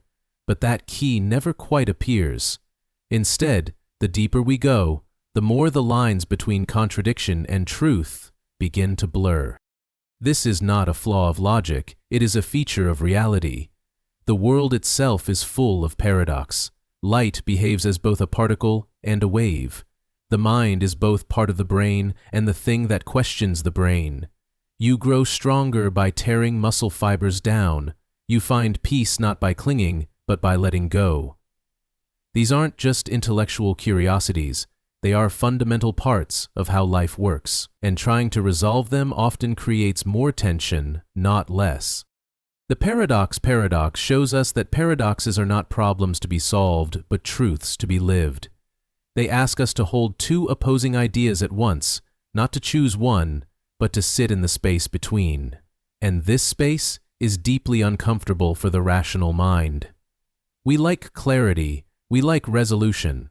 We want one side to win, but paradoxes deny us that comfort. They keep us awake, questioning, and humble. They remind us that understanding doesn't always mean explaining. The more paradoxes you explore, the more you begin to question the foundations of your thinking. You start to see that opposites are not always opposites, that what you once dismissed as contradiction might actually be completeness, that life is not a straight line, but a spiral, and in that spiral things return, more complex, more nuanced, more mysterious than before. This is where the disorientation sets in. As you pull on the thread of one paradox, you find it's connected to another and another. Free will and determinism, the unity and the self, reality and illusion. The more you tug, the more the fabric of certainty begins to fray. And it's tempting in these moments to retreat, to declare paradoxes meaningless, to say they're just tricks of language or logic, but doing so misses their power, because paradoxes are not dead ends, they are thresholds, doorways to a deeper kind of knowing. The paradox reveals that truth is not always neat, it is not always binary. Some truths live beyond the reach of logic, not in opposition to it, but in transcendence of it. They ask us to move beyond either/or thinking and into both/and, to develop a tolerance for ambiguity, to learn to see from multiple angles at once. This kind of thinking is not natural for the mind, but it is essential for the soul. We see this in spiritual traditions which are often built on paradox. The Zen koan is not meant to be solved, but to shatter ordinary thought. What is the sound of one hand clapping? Show me your original face before you were born. These questions are not riddles, they are mirrors. They reflect the limits of reason and the vastness that lies beyond it.